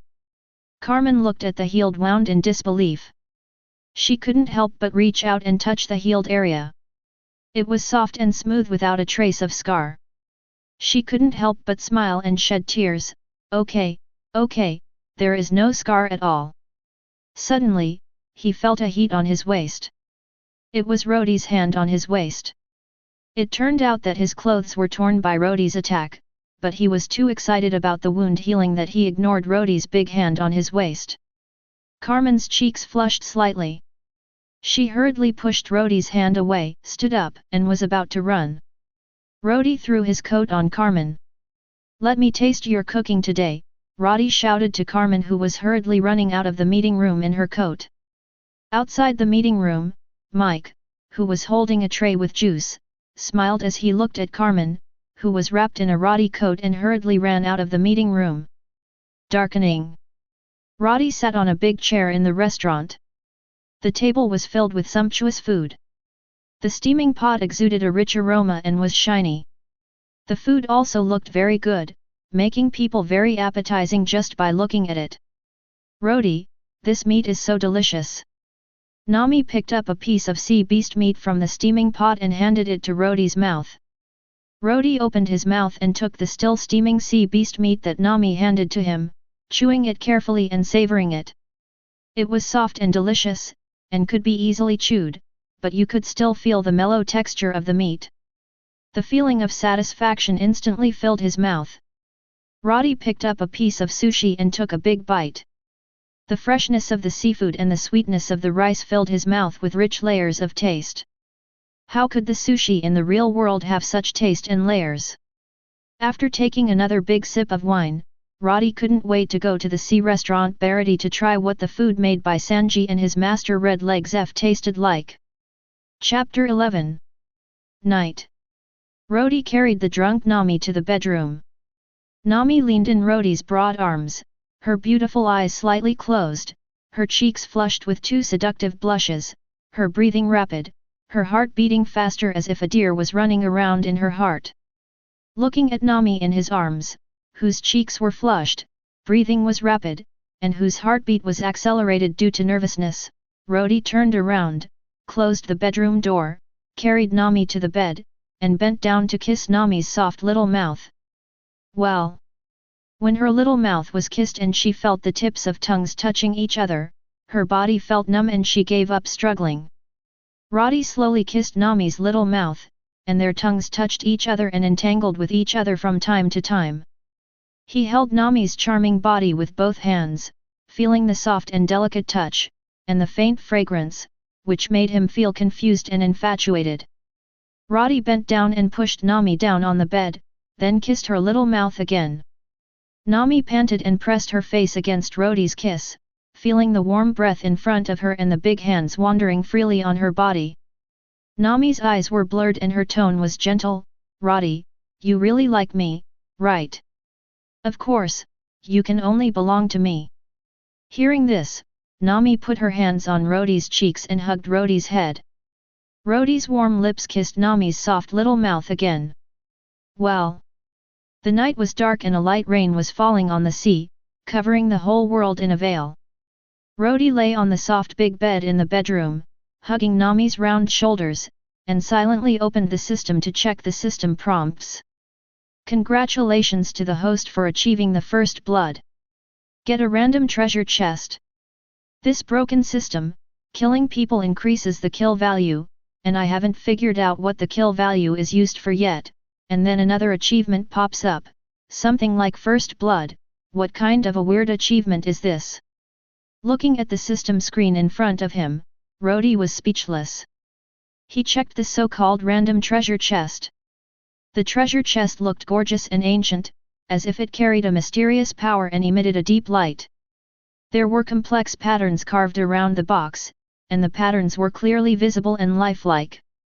When I clicked on the random treasure chest, a colorful light flashed, and a card with a motorcycle popped out. There was a line of small words under the card, "This is a magical motorcycle." Why does this motorcycle look a little familiar? Just when Rody was still thinking about this motorcycle and why it felt a little familiar, Nami's voice came to his ears, "Rody, no, I can't do it anymore." It turned out that while Rody was thinking, his hand unconsciously moved from Nami's shoulders to Nami's round breasts. Nami leaned her head on Rody's broad chest, feeling the big hands playing tricks on her body, her eyes hazy and her expression tired. "Rody, I really can't do it anymore, can we do it again tomorrow?" It seems that the reversal technique can't cure the mental fatigue. Rody looked at Nami's orange hair, kissed her gently, then pulled the quilt over, hugged Nami tightly, closed his eyes, and said softly, "Well, okay, let's sleep." The next morning, the sunlight shone into the bedroom through the window and sprinkled on their faces, and Rody and Nami slowly woke up. The two smiled at each other. Nami kissed Rody, and sat up with her hands on Rody's chest. "Wake up, my captain." Looking at Nami's alluring body exposed as the quilt slipped off, Rody's heart was burning with heat. He picked up Nami, rushed into the bathroom, and whispered to her again. After washing up, the two of them slowly walked out of the bedroom and came to the deck. "Lord Rody, Lady Nami." As for breakfast, Ms. Carmen and her 2 apprentices are preparing it. It should be ready in another 15 minutes. Mike was cleaning the deck, which was a little dirty due to yesterday's rain. Seeing Rody and Nami coming out, Mike greeted them respectfully. Rody waved his hand to indicate that he understood, and turned to head to the restaurant to wait for the delicious breakfast. Nami had to go check on his precious orange tree first. Before I entered the restaurant, I heard a woman's laughter. When I entered the restaurant, I saw Carmen laughing while dancing an exaggerated dance. Rody speechlessly pulled Carmen's senior disciple Leo over and asked, "What's wrong with her?" "Master Rody, the master said that we must maintain enough enthusiasm every day so that we can make delicious food," Leo replied respectfully. When Leo and Jose were told by the old butler Mike that Rody was a wanted criminal with a reward of 5 million Baileys, they were so scared that their limbs went limp, but in the end they decided to stay with their master Carmen. After knowing Rody's identity, Leo and Jose still dared to stay with Carmen. Rody had a good impression of these 2 people, even though they both looked quite abstract. The sun is high and the breeze is gentle. After dinner, Rody lay comfortably on the deck chair, drinking the prepared juice, turning on the system, and collecting the motorcycle card from the random treasure chest. A white light flashed in the open space in front of Rody, and a blue and white motorcycle appeared in front of him.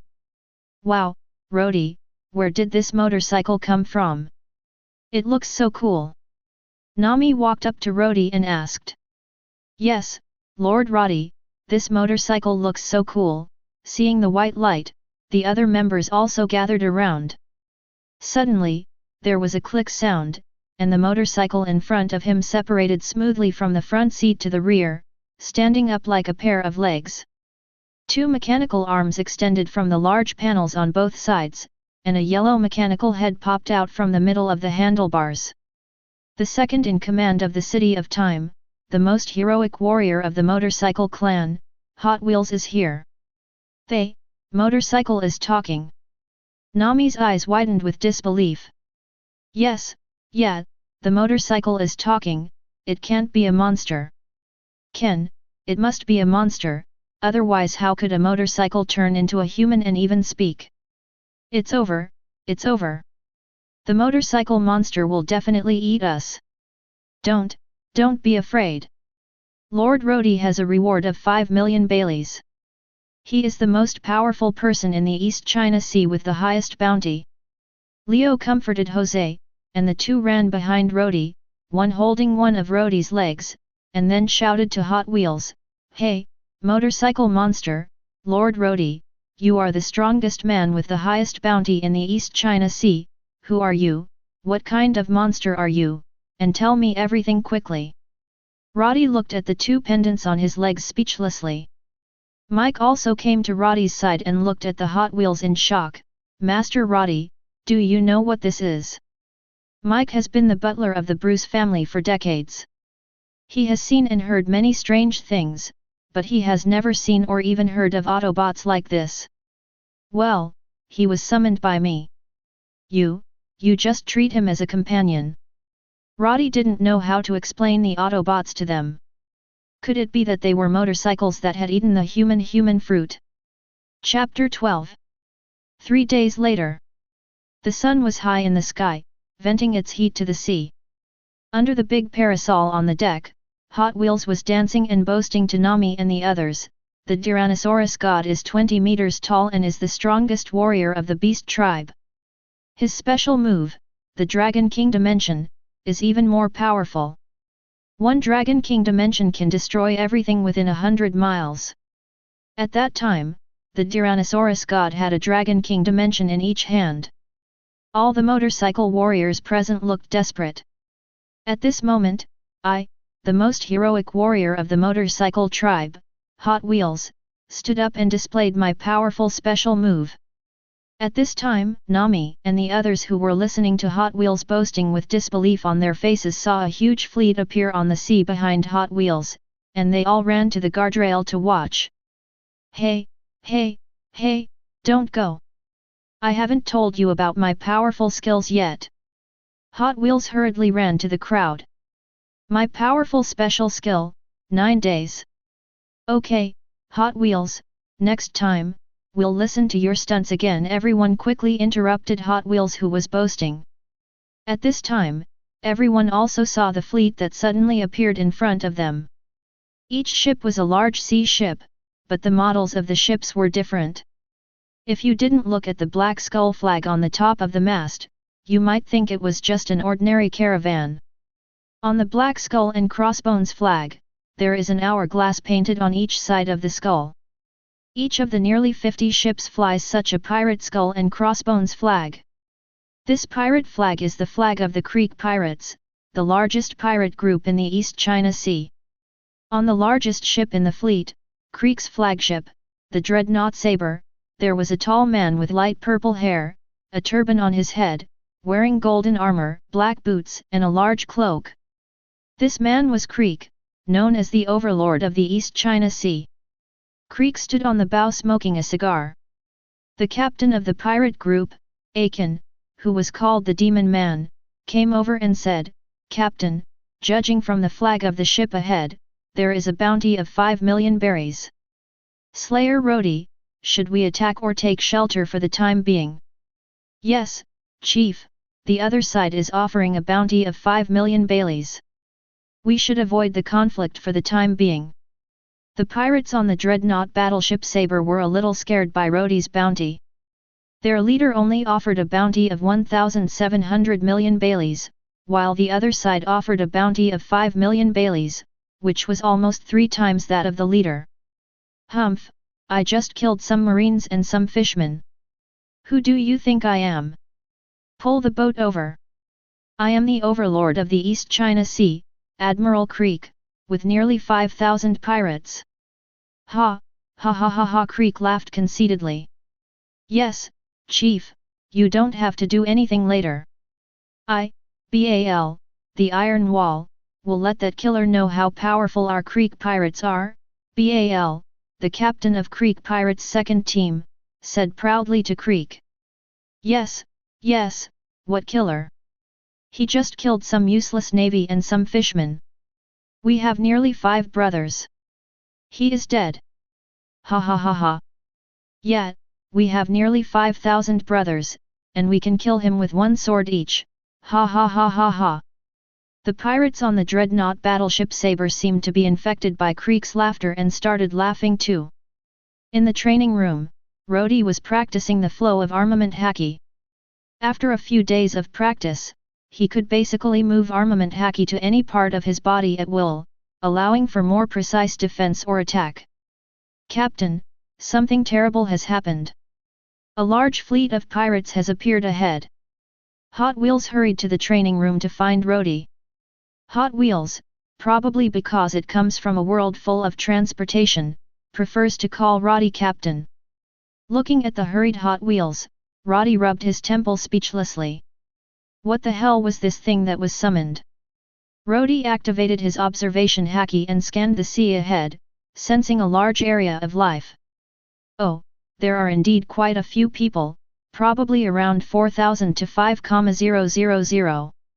Rody followed Hot Wheels to the deck, took the juice brought by Mike, and looked at the nearly 50 large ships on the sea in front of him. It was somewhat shocking to see so many ships in front of him, and none of them were small boats. "Lord Rody, the fleet in front is from the Creek Pirates, the largest pirate group in the East China Sea. The captain is Admiral Creek, known as the Overlord of the East China Sea. The bounty is 1,700 million baileys," Mike reported. "What? Only a 1,700 million bounty? Seeing how many ships he owns, I would have thought the bounty on their captain would be at least hundreds of millions. Don't be afraid now. Our captain has a bounty of 50 million berries, which is almost 3 times his. But when he saw our ships, he neither attacked nor avoided them. What was he planning to do? Was he planning to lead his fleet to join our captain?" Hot Wheels asked in surprise. During these 3 days, Hot Wheels also learned a lot about the situation in the pirate world. He realized that although the bounty cannot represent a person's full strength, strength is also an important part of the bounty. The dreadnought battleship Saber was gradually approaching. Rody put his arm around Nami and jumped onto the deck of the dreadnought battleship Saber. Hot Wheels and Mike also followed quickly, and Master and Apprentice Carmen stayed on the ship. Someone jumped on board. Yes. He jumped onto our warship from the ship ahead. He must be the killer. Don't be afraid. Our captain is known as the Ghost Agent, the second captain is the iron-armed Baloo with invincible defense, and there is also the extremely powerful leader Creek. The one we should be afraid of is that guy called the killer. Creek sat in a big chair and listened to the flattery of the pirates on the deck, with the corners of his mouth curled up unconsciously. But Rick put away the smile on his face and looked at the four figures that appeared in front of him with a shocked look. The leader was a tall man with red hair and wrinkles on his face. He was holding a young and beautiful orange-haired woman in his arms. The man should be the killer Rody, and the woman in his arms should be his navigator, the little thief cat Nami. What really shocked Creek was the biker Hot Wheels next to Rody. Even in a grand line filled with all kinds of strange races, bikers like Hot Wheels were special enough, not to mention a calm sea like the East China Sea. That's a motorcycle. There's a motorcycle there, it walks upright like a human, it must be a monster, a motorcycle monster. You fart. How can a motorcycle that walks upright like a human be a monster? It must be a robot. The pirates on the deck were shocked when they saw the Hot Wheels, a race they had never seen before. Hey, don't slander me. I'm not a monster. I'm the most valiant warrior of the motorcycle tribe, the second in command under the captain. Hot Wheels. Chapter 13. It's talking. Look, the motorcycle is talking. I just said it was a robot. Listening to the discussions of these pirates, Hot Wheels spread his hands speechlessly. I've already said that I'm a warrior of the motorcycle tribe. Are these guys all deaf? Forget it, let's ignore these guys. Hot Wheels pointed at Creek who was sitting on the chair and said, Hey, the guy in the golden outfit, you must be their captain, right? Are you planning to bring so many people to join our powerful and handsome Captain Rody? Hot Wheels said arrogantly. Hearing the arrogant words of Hot Wheels, before the gloomy Creek could speak, Baloo, who was wrapped in a thick steel shield, stood up and shouted to Rody, Boy, don't think that just because you killed some fishmen and useless navy by chance and were offered a reward of 5,000 million berries by the navy, you can be arrogant and look down on our Creek pirates. We are the largest pirate group in the East China Sea, with nearly people in the whole group. Let me, the second squad of the Creek pirates, Captain Iron Arm Baloo, come and meet you. Baloo walked forward and showed the large and small steel shields tied to his body. Baloo knocked on the two steel shields in his hands and said, Boy, under the defense of my iron wall, I have never shed a drop of blood when fighting, not even a drop. My iron wall is invincible, ha. Baloo stretched out his hand, made a one gesture, and laughed proudly. Yes, Captain Baloo, never shed a drop of blood in battle. You are dead, kid. Captain Bal's defense is invincible. Ha. The pirates on the deck also laughed arrogantly along with Bal. Listening to the shouting of Baloo and his pirates, although Creek's face was still gloomy, he unconsciously raised the corners of his mouth and smiled. Captain, these guys are not here to seek refuge, they are here to cause trouble. Captain, use your strength, which is worth 5,000 million Baileys, to show these guys what a strong person is, Hot Wheels said as he retreated behind Rody. Ha, look at that Autobot, he's actually backing away, he must be scared. Ha, he must be afraid of Captain Bal, otherwise why would he retreat? And what about being a strong man? That kid just got lucky and got a reward of 5,000 million. Seeing this, the pirates shouted even louder. Mike looked at Hot Wheels speechlessly and raised his cane. Master Rody, let me deal with this guy. Rody rejected Mike's suggestion and walked forward. This man named Bal had steel shields of all sizes tied to his body, and the one on his body was particularly large and thick. He could use it to try out what effect the flowing armament color would have after hitting the enemy. Come on, kid, let me use this invincible defense and see what you can do. How dare you be so arrogant? Baloo looked at Rody in front of him and knocked the shield in his hand excitedly. Do people in this world look so random? Rody sighed as he looked at this guy who was about the same height as himself. His body proportions were extremely abstract, and his limbs and body were extremely disproportionate. He looked like a turtle with elongated limbs. With the shield tied to his body, he looked even more like a turtle. Stop talking nonsense and attack quickly, Baloo said impatiently, tapping the shield in his hand. Tisk tisk, since you are so eager to die, I will grant your wish now. Rody's hand was wrapped with armed color domineering and he punched at the shield on Bal's chest, using about 30% of his strength. What? There was no. Before Baloo could finish his words, his body and the shield behind him exploded with a loud bang. The shattered shield, with its powerful force, pierced through several unlucky pirates directly. The blood that burst out of Bal, with its strong airflow, dyed the golden armor on Creek's chest blood red, and the deck in front of him was dyed with blood, like a red carpet paved with blood. Baloo's broken body could not support the weight of the shield, and he fell to the ground with a bang. Baloo's upper body was lying on the ground, and his eyes widened in disbelief at the intact shield under him. How? How could it be? It's clearly. What happened? Captain Ba. Captain Baloo's iron wall, invincible defense, was broken just like this. How could it break through Captain Bal's invincible defense when it clearly didn't touch him? Could it be? Is this the strength that warrants a bounty of 5,000 million berries? The pirates on the deck looked at Rody in fear and trembling. Haha, now you guys know how powerful our captain is, right? If you don't bow your heads and tie your necks now, otherwise our captain will be angry and you will be dead. Hot Wheels came out from behind and said arrogantly.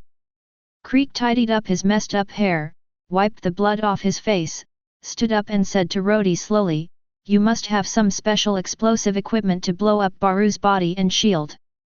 Ajin turned his weapon and said to Creek, Chief, let me deal with it. Waving his hand to stop Ajin, Creek put the two golden round shields together, a spear head protruded from the top, and a long spear handle stretched out from the bottom. He pointed the big gun at Rody and said, Boy, don't think you are the only one with explosive weapons. The explosive power of my weapon is 10 times that of yours. I will kill you myself. It appears, the great battle gun of the Creek chieftain. Yes, the explosion power of the leader's big gun is much greater than the explosion just now. Leader, you must kill him and avenge Captain Bal. The pirates regained their confidence and shouted to Creek. Creek was about to rush towards Rody, waving the spear in his hand. Rody made 2 casual slashes, cutting off Creek's hands holding the spear. My hand. You, what kind of weapon are you using? Looking at his severed hands that were still bleeding, Creek fell to the ground and wailed in disbelief. Ajin quickly dropped his weapon, took off his clothes and ran to Creek's side to bandage his still bleeding wound. Chief Creek, how are you now? Where is the ship's doctor? Hurry, call the ship's doctor over. What should I do? The leader has already been defeated. We can't defeat him at all. He's a powerful man with a bounty of 5 million Baileys. We can't defeat him. Let's just surrender. Haha, your leader dressed in gold has had both his hands chopped off by our captain. Why don't you surrender now? Hot Wheels said proudly to the pirates with his hands on his hips. Yes, we can surrender. Yes, Lord Rody, we surrender. After hearing what Hot Wheels said, the pirates suddenly lost their will to resist. They put down their weapons and were about to kneel down towards Rody. When Creek saw the pirates about to kneel down and surrender, he shouted, No surrender! Chapter 14. I will not allow you to surrender. He just has special weapons that we haven't seen before. We still have nearly 5 people and we don't have to be afraid of him at all, Creek shouted on the ground.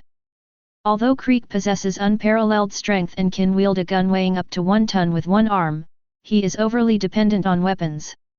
When fighting, he only relies on weapons such as gold armor, diamond gloves, spiked cloak, big gun, and poison gas bombs.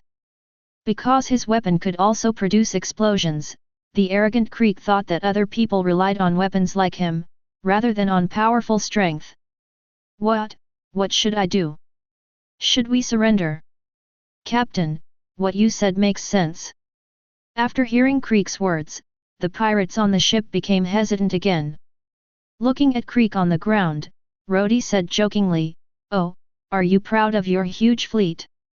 "Of course, this is the largest fleet in the East China Sea. Don't you think you will win just by defeating me with special weapons?" Creek shouted to Rody. "Is it?" Rody jumped into the air with his legs slightly bent, stretched out his hands, gathered his slashing power in his hands, and swung it down towards Creek's fleet. "Hey, look, there's a person in the air above the dreadnought saber." "Yeah, what is he trying to do in the air?" The pirates on the fleet had not yet had time to say a word before a huge slash fell from the sky, cutting the ship into several sections, and many pirates were killed by the huge slash. Too strong. In an instant, a huge fleet of 50 ships was destroyed. Is this the strength that warrants a 5 million bounty? It's too powerful. We can't fight against it at all. Looking at the broken ships on the sea and the blood of the dead dyeing the sea red, the pirates on the dreadnought battleship Sabre could no longer muster the slightest resistance and knelt on the ground trembling. "Wow, Captain, you are so powerful, even more powerful than those beastmen's war kings." Hot Wheels danced with joy as he looked at the destroyed fleet. In the world where Hot Wheels exists, after years of war, people have become accustomed to death. "Of course, Lord Rody is super strong," Mike said proudly. Rody smiled and looked down at Creek, who looked dazed. "What now?" But Creek seemed not to have heard Roddy's words. He looked dazed and muttered, How, this is fake, all this is fake, I must be dreaming." "Yes, it must be a dream, ha ha ha." Tisk, collapsed. Looking at Creek, who was laughing crazily, Rody raised his hand and was ready to kill him, but at this time Ajin stood up and opened his arms to block Creek. Rody suddenly became interested. "Oh, you want to stop me? Captain Ajin, get out of the way, you will die." "Yes, Captain Ajin, get out of the way quickly, or you will die," the pirates shouted hurriedly when they saw that Ajin dared to stand in front of Rody. But Ajin remained unmoved, and looked at Rody with a firm look in his eyes. "Lord Killer, it was our Creek pirates who provoked you without knowing the consequences, but our fleet has been destroyed by you, and our leader's hands have been cut off by you. His mental breakdown cannot pose a threat to you. If you must kill the leader." At this point, Ajin knelt down on his knees with his head close to the deck and shouted, "Please kill me. I am willing to exchange my life for the life of the Creek leader. Please." "Woo. Captain Ajin, please don't do that," the pirates on the deck said with tears in their eyes. "This pirate named Ajin is a loyal and righteous man," Hot Wheels said with emotion. "Yes, this Ajin is indeed a rare loyal and righteous person among pirates," Mike also echoed. Rody walked up to Ajin, looked at him and asked calmly, "Is such a vicious guy like him worth your life?" "No matter whether the Creek leader is good or evil, I will repay his kindness to Ajin with my life," Ajin said loudly. "Yeah. The friendship between pirates is really touching." Upon hearing this, Ajin immediately said excitedly, "Thank you, Lord Rody." Rody looked at the excited Ajin and said jokingly, "But, I refuse." Then he kicked Ajin aside. "Captain Akin." Fortunately, Captain Ajin was not killed. The pirates breathed a sigh of relief when they saw that Ajin was not dead. Ajin was kicked and stuck on the broken cabin, spitting out a mouthful of blood. Ajin felt that several bones in his body were broken and he couldn't move at all. Ajin looked at Rody, and Rody grabbed Creek's head and lifted him off the ground. No. Don't, Ajin said weakly. Seeing that Ajin still had the strength to make a sound, Rody grabbed Creek's head and pointed it towards Ajin. Ajin's face was full of tears, and he pleaded, "Please, please." Rody smiled and stretched out his hand to scratch the back of Creek's neck. His neck was cut off instantly. The headless body fell on the deck, and the lonely head looked at Ajin with dull eyes. "Leader!" Looking at the head in Rody's hand, Ajin screamed and fainted. Rody dropped the head in his hand and sat on Creek's big chair. Nami and Mike walked to Rody's side, and Hot Wheels brought the surrendered pirate to Rody. "Lord Rody, we are willing to surrender. Willing to follow you. Please don't kill us." The pirates knelt on the ground and begged for mercy loudly. Rody ignored the pirates. He just reached out and took Nami to sit on his right thigh. He stroked Nami's orange hair and said, "Haha, my dear little thief cat, you will soon be able to harvest a fleet's worth of treasure." Nami leaned her head on Rody's shoulder and said, "Rody, I'm of course happy to have gained a large amount of treasure, but I feel like I'm just a vase and can't help you in any way." "How can you be just a pretty face? You have the best sailing talent in the world." Rody ordered the pirate kneeling on the ground, "Bring the guy named Ajin here." Chapter 15. The pirates brought the unconscious Ajin and Rody to Rody. "Wake him up." When Ajin woke up, he saw Rody sitting on a big chair with Nami in his arms, and Chief Creek's head was being stepped on. "Chief! Chief!" Ajin cried out in pain as he saw his leader's head being stepped on. "Rody, let him go." Nami felt a little reluctant when she saw Ajin in pain. "Don't worry, I won't kill him." Rody looked at Ajin and smiled teasingly, "Oh, do you want it? Give me the leader's head," Ajin shouted in despair. "I won't kill you. I can even give you Creek's body, but if you want his head, then become stronger. Come to me after you become stronger and take his head back. Let me see your determination. Don't make me wait too long." Ha ha ha. After laughing, he told Mike to put Creek's head in a box and let the ship's doctor take Ajin away in a small boat. The host kills Baloo. Kill value +2. Host kills Creek. Kill value +5. Kill value, 19. Lord Rody, the treasure of the Creek pirates has been counted, Mike reported. "Yes, Captain, you are worthy of being a big pirate group with nearly 5 people. There are really a lot of treasures, as much as 2 million Baileys." Hot Wheels also said excitedly. Closing the system panel in his mind, Rody said casually, "Really? Then let's get those pirates to our ship quickly." "Okay, Captain." After the surrendered pirates moved all the treasures from the dreadnought saber to Rody's 4 hands, Rody cut their tendons with a wave of his hand, notified the nearby navy with the phone seized from the ship, and then continued sailing to the sea restaurant Baratie. 2 days later, Baratie, the sea restaurant. "Have you heard? Could it be that?" "Yes, that's it." "Don't, that, what is the shameful thing that can't be revealed to the public?" Piccolo said dissatisfiedly after listening to the discussion of his 2 companions. "It's about the destruction of the Creek pirates."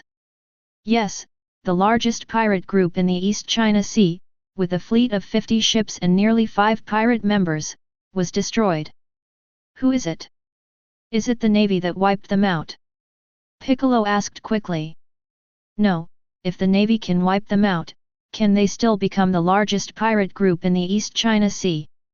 If it's not the Navy, then who is it?" "It was Rody, the killer with the highest bounty in the East China Sea." Creek and the killer met at sea, and the Creek pirates were destroyed in an instant. Less than 1,000 of the nearly 5 people in the group were killed, and all the treasures of the pirate group were also robbed by the killer. The pirates who survived said that the sea surface was dyed red with blood, and their leader was beheaded by the killer. "This killer Rody is too strong and too cruel. Yeah, he's too brutal. Fortunately we didn't meet him at sea, Piccolo said with emotion. If we meet, we're done. Yes, it's best not to meet him forever. Just as the diners in the restaurant were talking, Rody pushed open the door of the Baratie restaurant and walked in with Nami and others. Hey, why don't you eat? The food here is so delicious.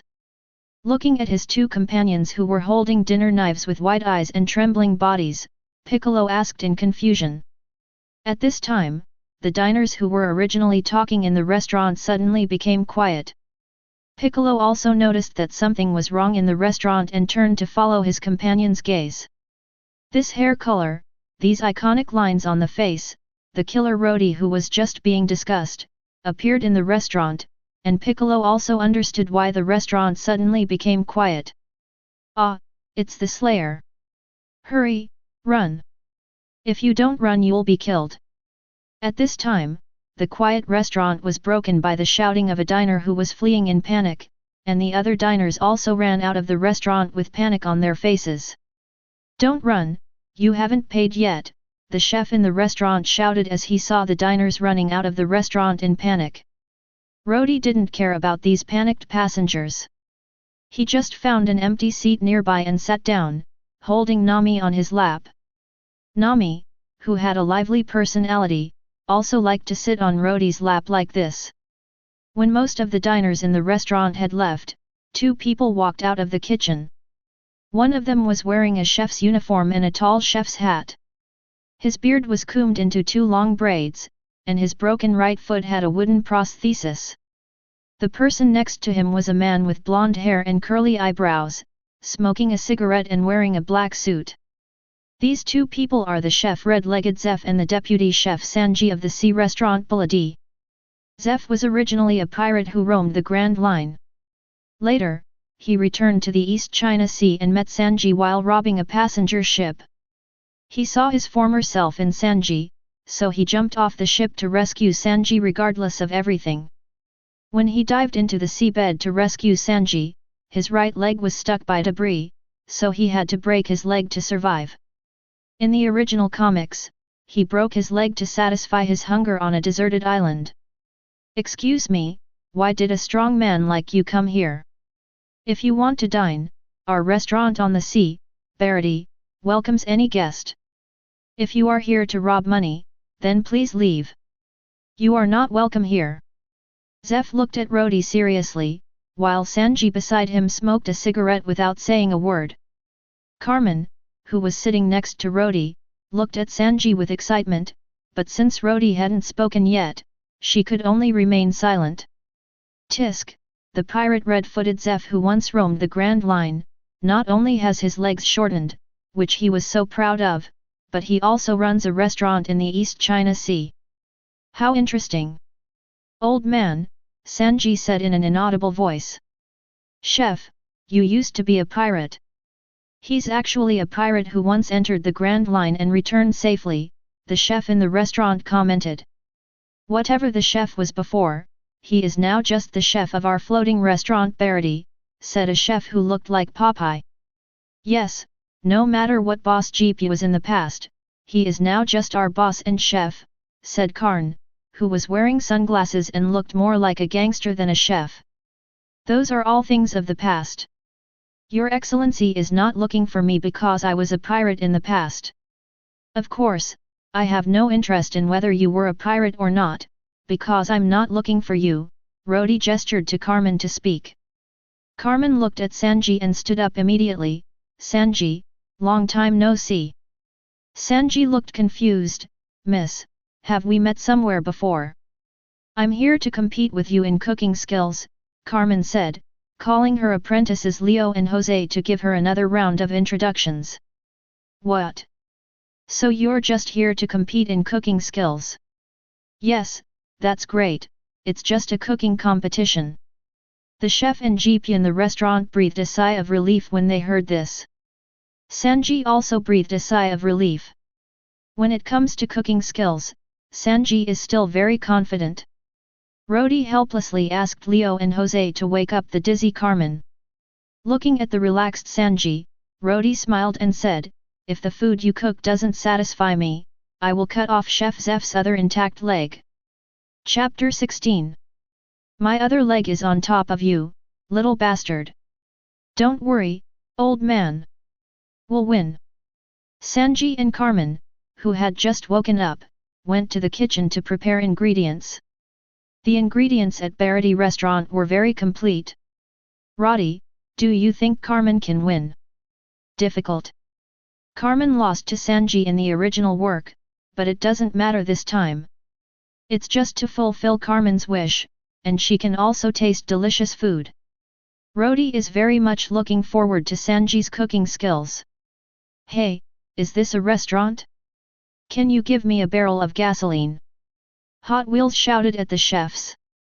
This is the author's second setting. Speak, speak, the motorcycle speaks. I was just wondering why they brought a motorcycle that could walk. It turns out it's alive. But it's strange that motorcycles can talk. Besides, this is a restaurant, not a car repair station. Okay, go get him a barrel of gasoline and bring him to our restaurant on the sea. No matter who they are, as long as they are hungry, we will make sure they fill their stomachs.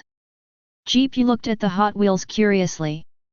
Even though he had sailed on the Grand Line, Jeep had never seen anything like Hot Wheels. Okay, chef. After a while, Hot Wheels brought the gasoline he asked for. Ah, the energy is back, Hot Wheels shouted comfortably.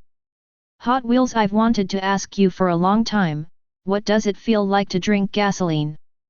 Is there a taste? Nami asked in confusion. It feels similar to the cola you humans drink. It's amazing. Do you need anything else to eat besides gasoline? That's not necessary, but it would be even better if there were some special energy stones. Okay, they're going to start the cooking competition, Rody interrupted their discussion. Watching the competition between Sanji and Carmen together, Sanji cut the vegetables and put them into the pot like an ordinary chef, but he was very serious and careful, while Carmen maintained her usual passionate style when cooking. Please have a meal. After a while, Sanji and Carmen prepared their own food respectively. Sanji made a plate of fried rice, which looked no different from ordinary fried rice, but a delicious aroma wafted from it. Carmen made barbecued turkey, which is a special sea beast unique to the West Sea. It is red all over and looks very similar to a cow. Rody first picked up a few pieces of beef with chopsticks and tasted them. The taste was similar to what Carmen had made on the boat, but the texture was more layered. Rody commented, "It's improved." Use a spoon to scoop up a mouthful of Sanji's fried rice. When it enters your mouth, you can feel that the rice grains are distinct without any stickiness. The diced meat is fried just right, not too old or hard. The taste can be said to be very beautiful. How about it? Whose tastes better? Nami swallowed as she looked at the food in front of her. Rody handed the spoon to Nami and said, "Feel it too. I think the fried rice made by this guy named Sanji is better." Of course, Sister Carmen's barbecue is also very good, Nami looked at Carmen and quickly added. Well, although I am a meat lover and have no preference for food like fried rice, this fried rice does taste more delicious. Captain, after hearing what you said, I want to eat it, but I'm a biker and I can't eat these foods from you humans, Hot Wheels said with regret. Hot Wheels, you don't have to feel sorry, because we can't drink gasoline either. Only you can drink gasoline, and we can't smell the gasoline, Nami comforted. Rody looked at Carmen, do you still want to hear the result? Need not. Looking at Sanji who was taking a long breath and lighting a cigarette, Carmen sighed, I lost. I have been honing my cooking skills over the years just to be on par with you. I have long forgotten that if you want to make truly delicious food, you must take every ingredient seriously. You win this time.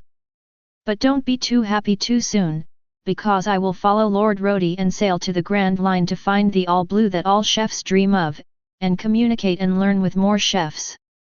Then we can have another cooking competition. I know you haven't forgotten all blue. I'm one step ahead this time, and you have to catch up with me quickly. Don't fall behind, ah ha ha ha ha. Carmen flew up to the ceiling, spinning. Leo and Jose rushed to catch her, making her fall dizzy. Looking at Carmen who had fainted again,